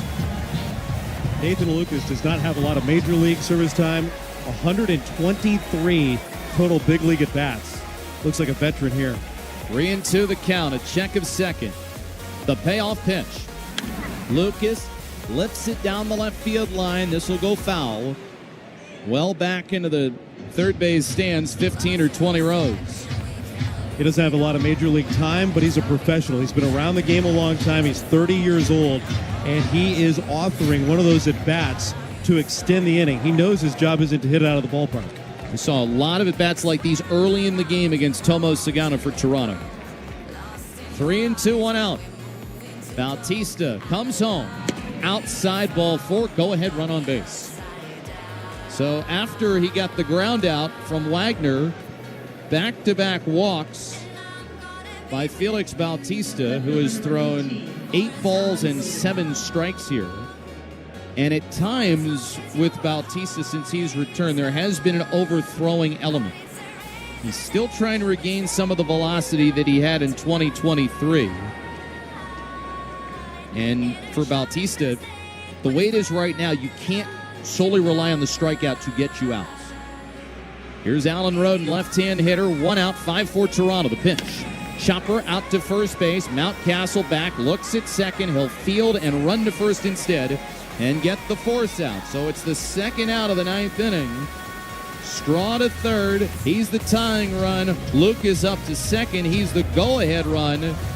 And the Orioles fans on this day where the Orioles are wearing the all-orange uniforms, the fans, as part of this Orange Out Saturday for the first time, they are coming to their feet, and they've got some life, trying to will Bautista to get one more, and it's Bo Bichette who he's facing. Right on right.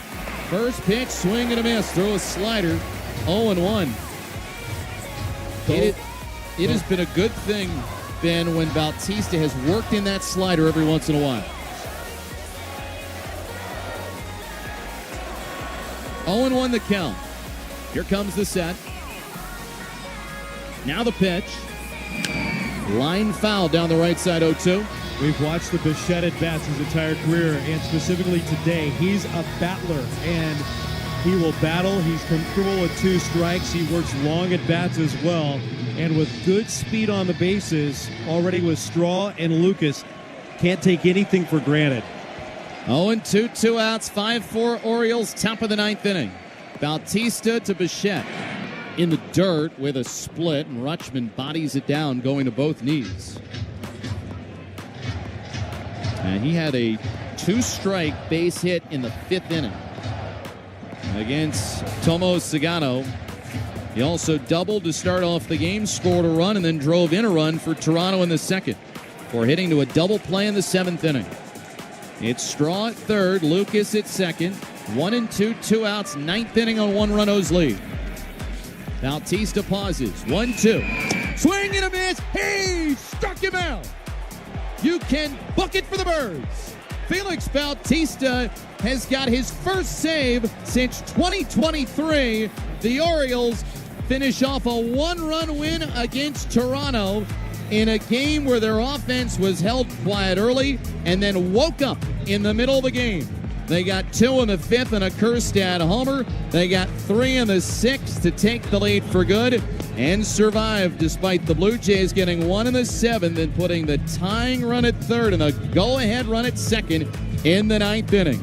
Orioles take the first game of this brief series against Toronto by a final score of 5-4. When we come back, we'll have a recap on the Orioles radio network. Navy football season tickets are on sale now. The 6 games.